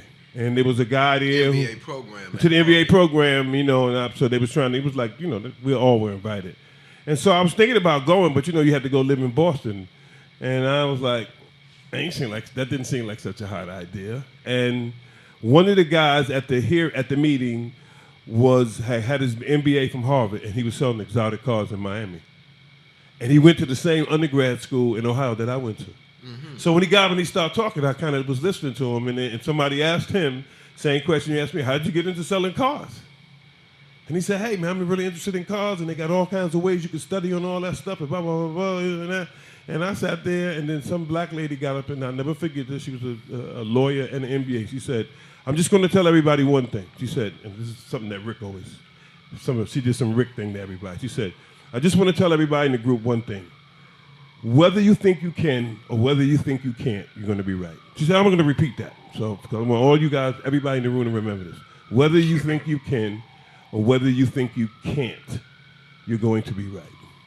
And so when the guy started talking about, selling cars, I used to be a phone man before I got arrested. And I started thinking about, satellite dishes and all this shit. And they had made them, legitimized them. And I started reading all these magazines like the guy did about the cars. He had said what his trick was. And I started reading everything I could find about, communications and all this stuff, self-taught. And I decided, I was going with a girl, and I used to go home to her house at night and complain about this and that. She said, look, if you really think you're a general, then, why don't you just get your little ragtag army together and go find a war and go fight it and stop coming in here crying every night. That's what she said. She told me that. She was a dentist. I met her on the highway. So I believe so. You met her on one of those musics you play, The Highway of Love?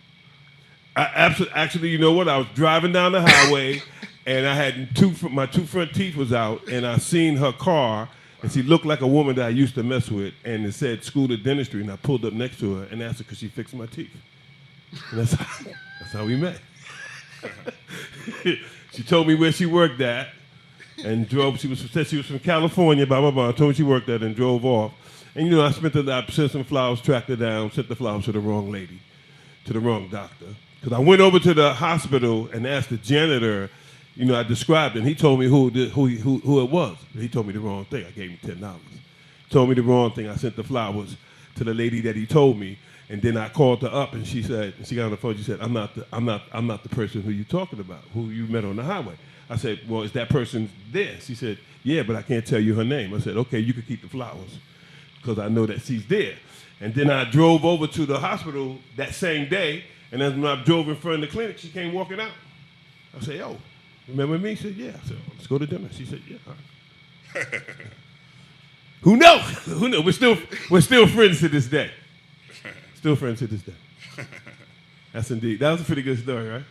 Yeah. That's better than good. That was a great story. Yeah, she was great. But, she lived in L.A. Her father was a number guy, and he scared the shit out of her about spending all that money to send her to dental school, and then she was hooking up with some Harlem hoodlum.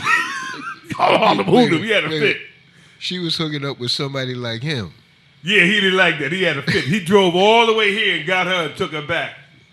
He took her back. And she was like, you should come there. I said, and I told her, I said, you could be a dentist anywhere, but I only could be a cable man here. It was one of the saddest days of my life. I had to tell her that. Wow. Yeah, I said, I can't be a cable man in L.A. But you could be a dentist here. You would have to stay here. And plus, I had 2 little kids. So that was a big stretch, coming out of dental school. Her father's a number banker. And he sent her to dental school. She hooked up with some Harlem guy who already had 2 kids, who's taking care of 2 kids on his own. What are you doing? So it's crazy. Then she got pregnant. It's crazy. One of those strange stories. So we stayed friends and, talk to her every time when I go out there. I see her, we chat. And, she was a good kid. So that's how I got into the engineering, because I started thinking that, you could get your own cable system. And, of course, everybody laughed at me. They thought I was a fool. And you did. Absolutely. Yeah. Outside the box. Absolutely.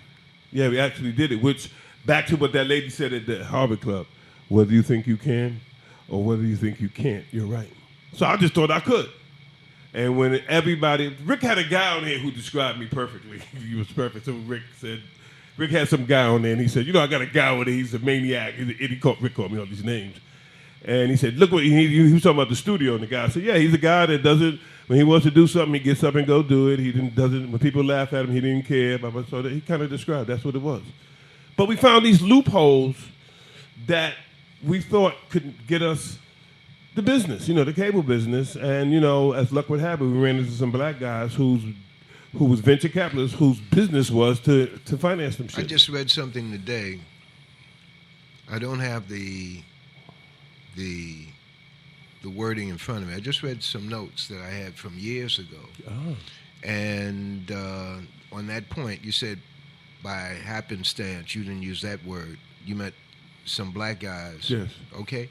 And the writing that I had, the notes that I had in my book, this notebook, said that when you have, I'm paraphrasing, when you have a goal, when you're playing to it, the elements that you need will find you. So it's not by happenstance. It's all in the design. Correct. You become a magnet. Correct. For those resources Correct. to find you. Correct. And what you have to do in terms of the law of success, when those opportunities, those openings occur, you have to seize them. When opportunity meets preparedness, it equals success. Okay. So you have to be prepared for the opportunity, because it might just come along. And the other thing that I think that kept guided us was that we actually started to believe that you never get what you need until exactly when you need it, and you never get it a moment too soon. So you gotta have a big picture, but you can't think that you know what the results are gonna be. Okay. You know what I mean? You gotta kind of like be willing to be surprised by the results, and that's hard for people to do. Well, that piece plays to the principle of patience and knowing. Well, you know that it's gonna happen. That's where it is. I'm just playing it back right to you, where you said, hey, the knowing of it, the knowing that the thing is going to break your way enables you to be patient. Well, you got to know that you have to be patient to believe that you're going to get what you need exactly when you need it. And you might not know what that is, mm-hmm. But you got to remember one other thing too. I got this from my mother. Blessed is the patient waiter. Blessed is the patient waiter. So, just like in sports, sometimes you have to slow yourself down and be the patient waiter. You might want to run in there and dunk the ball, but the opportunity's not there. You know what I mean? So you have to be patient enough to just wait for something that will lead you to that. And that's hard to do, I mean, people, because, in this kind of world we live in, you it didn't happen. Oh, this is not going to happen. Oh, it's not going to work. You can't be that way. You can't do all of that. Another part of that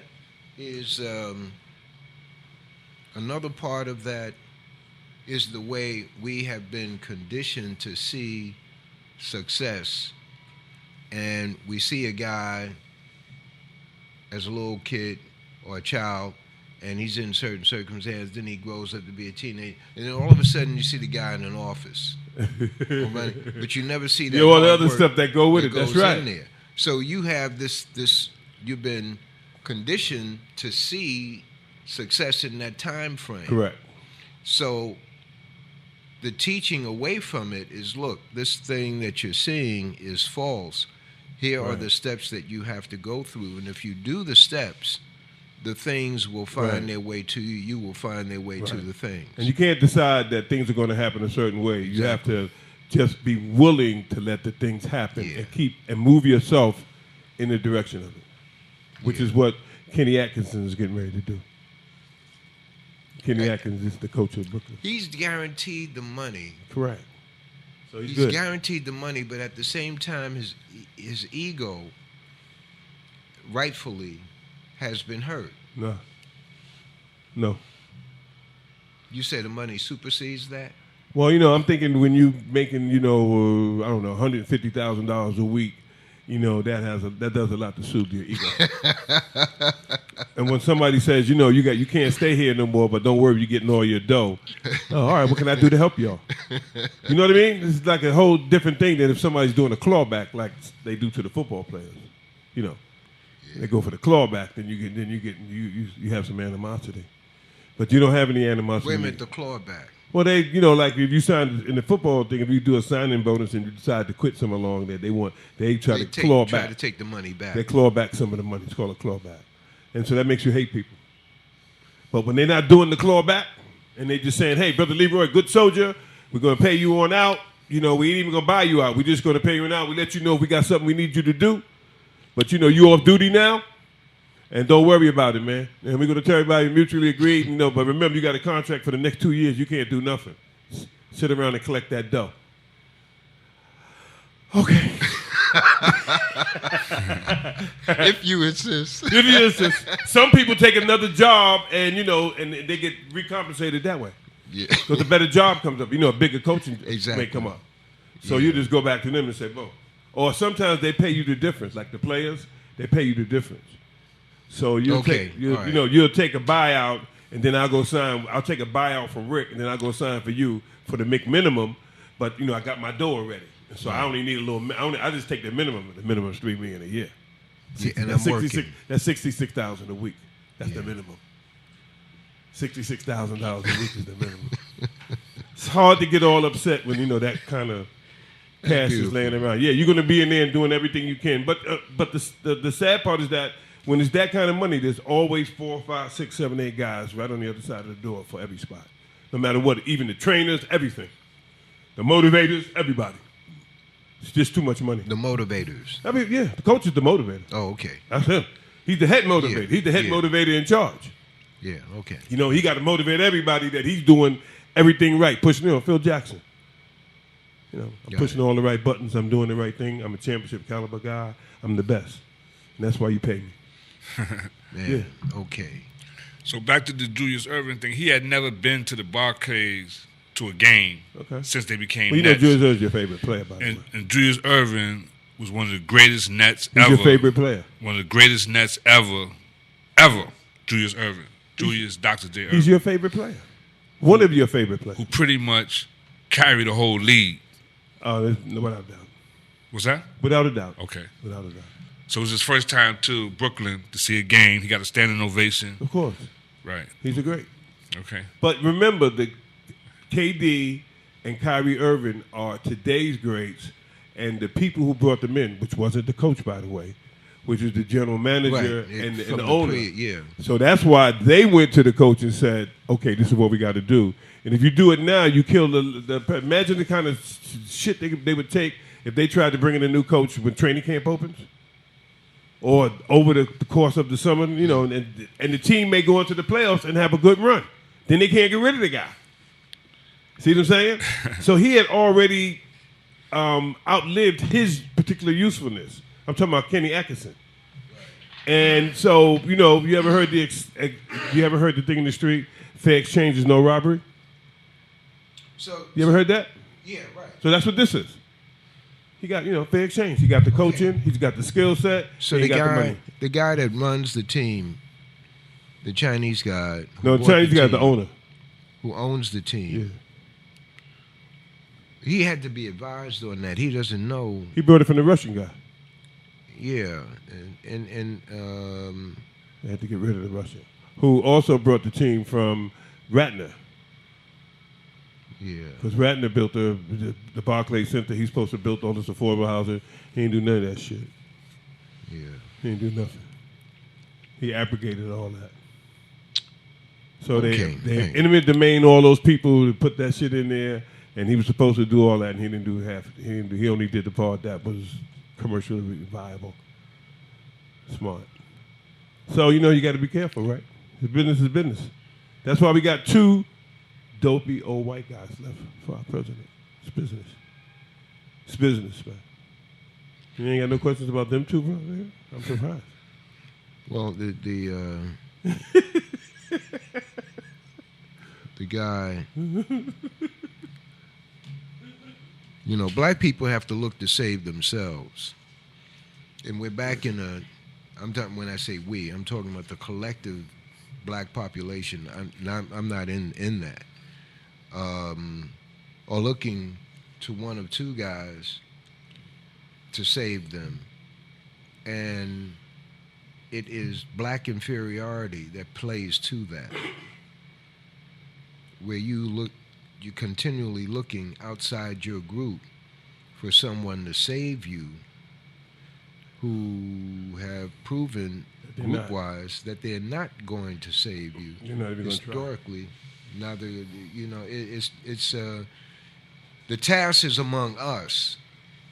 When I say among us, among our people, among our families, to really clarify this thing in terms of it's played out in the music industry too, in my opinion. When so-called rap came into play with the Sugar Hill Gang, that opened the door for black distributors, black producers, black artists to develop their own music. And along the lines, this is something that was not controlled by the industry, and they gained control. Bob Lord can explain it better than I. But when they regained the control of that segment, when they gained control of that segment and incorporated into, quote, the music industry, now you have blacks who were looking to a Caucasian to help them get into a music that they created. You mean help them get into the money part of it? Well, the thing is, right? Into the business part of it. Yeah. When they actually All the creators. were the creators and the music part of They it, were told the money part so of they it. were told they should separate the 2 when maybe they shouldn't have. Well, Bob Lord would be a good guest for us to invite and break this thing down. And I don't think we had him on the Yes, show. you did. We did? He did the PT the PT3 thing, whatever you call that thing. Can't remember that. Third party or something.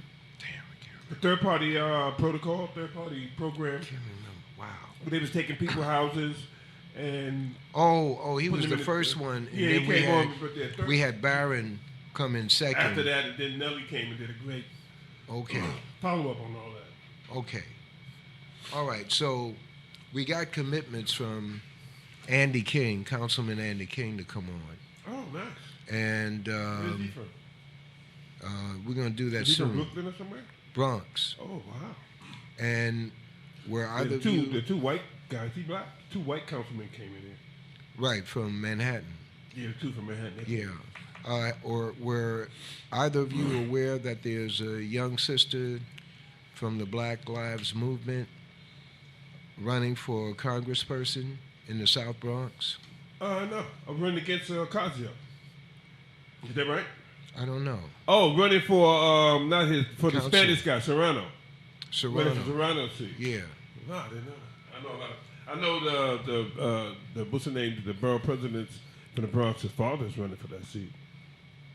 Ruben Right, Diaz. the father. Father's The running son. The son just dropped out of politics. He period.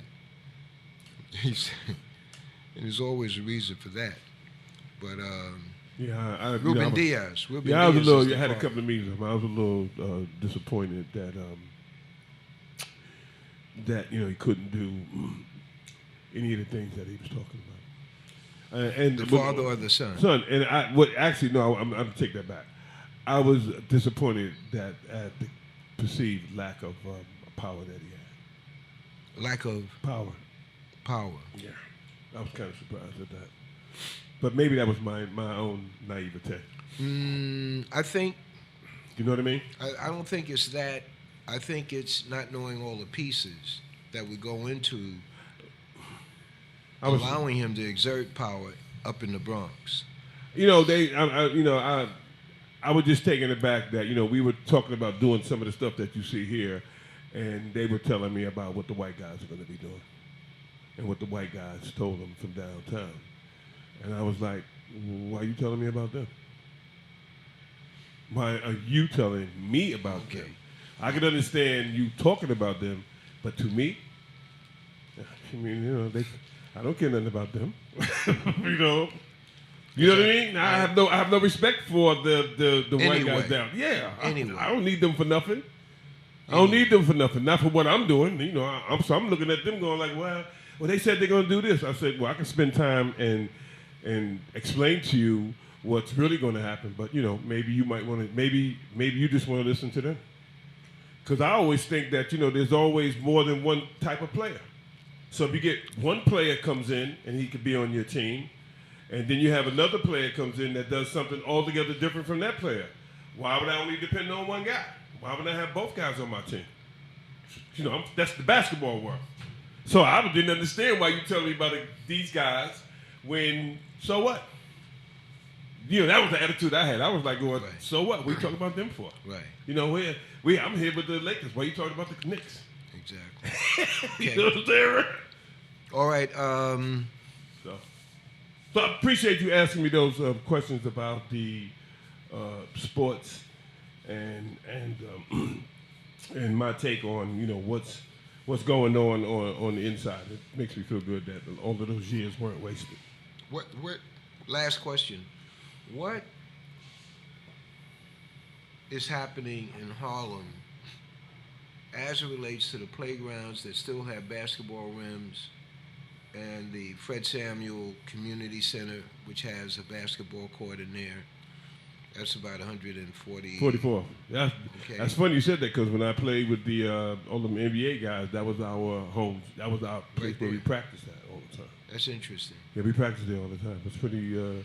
I would venture to guess if you came in there, you would see a lot of NBA players were in there, and so it's pretty interesting kind of. And the guy who ran it, you know, a lot of those gyms you go to, they collect money from the players, see if they, you know, so you could play. But they didn't do that there. You know, one guy, he paid for everything, so he could control everything. That's how he got the NBA guys to come. So it was interesting. The question is, how do we get monies to come in to places like that, so that the youth will have teams, and you know, whether it's volunteer coaches or not, there's a lot of wasted talent in our communities, and I feel that there's adult resources, physical resources, who could guide the youth in those games, in the basketball games, etc. I don't know that it's happening.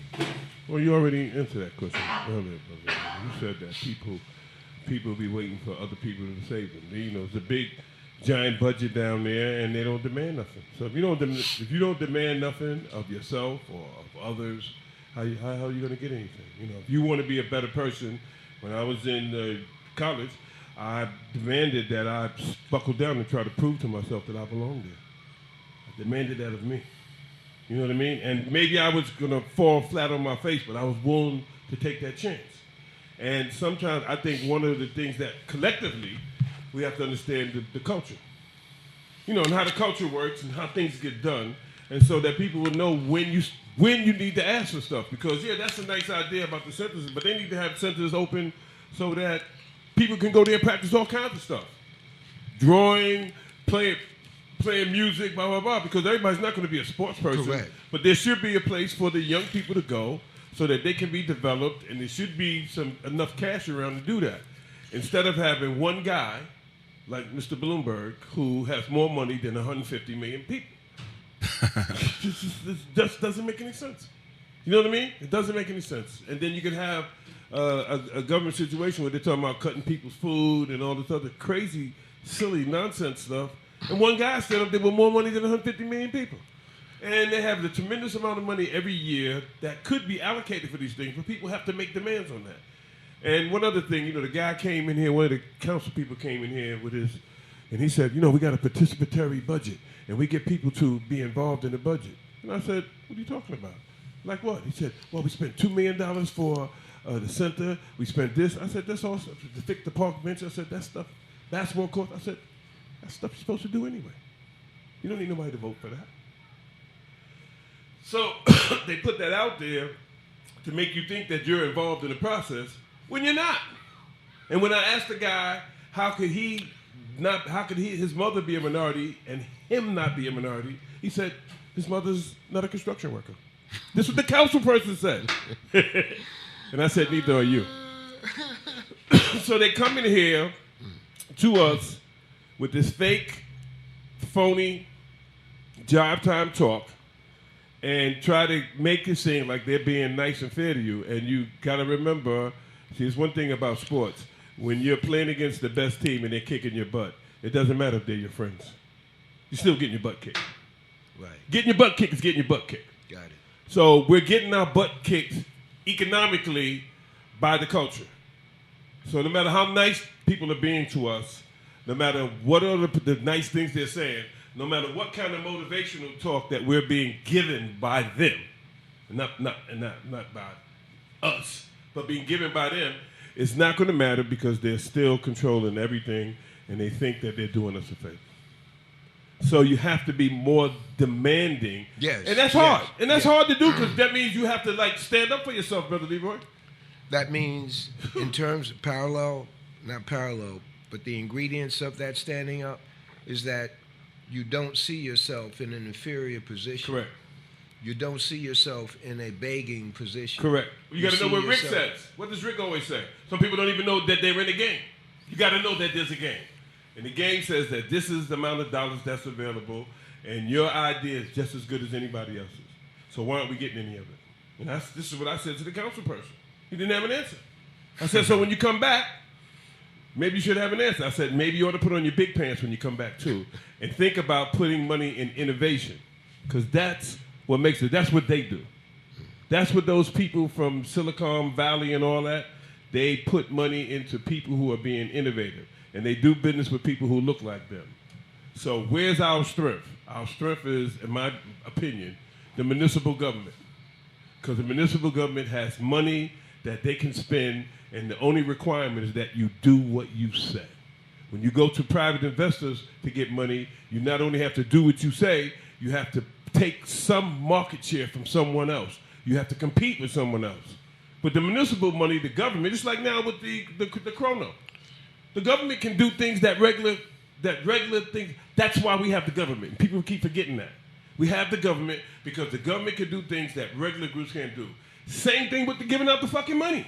They can give out the money. They can try 25 different things. Spend 100. They could go and spend $1 billion every year on housing or innovation every year and not miss a penny of it. But they won't tell you and I any of that. They'll make you and I think that there's a problem and that what they're telling you is the right way to do it, and we're going to fix the park up for $2, and they send some little mealy-mouthed guy, and we're going to fix the park up, and we're going to fix the benches, and and we're going to help you get a job. And what are you talking about? I need income. I need a fucking job. I need income. I need money coming in. I don't care how. It doesn't matter whether a job. That's just one way of getting income. You could have a business and get income. You could have annuity that can get income. You could have investments and get income. So if you're not talking about the right talk, then they're going to talk you into what? So you have a community that's predominated by one group of people, and the people who are making all the decisions don't even look like you. How does that happen? And how do you put up with that? And then you have to show up the absurdities, you have the Lion King, that's with a Y, that's the president. With a Y. The Lion King with a Y. All right, on that, I'm going. Yeah, damn Skippy. Because that's straight with no chaser. Thank you, brother. Anytime, man.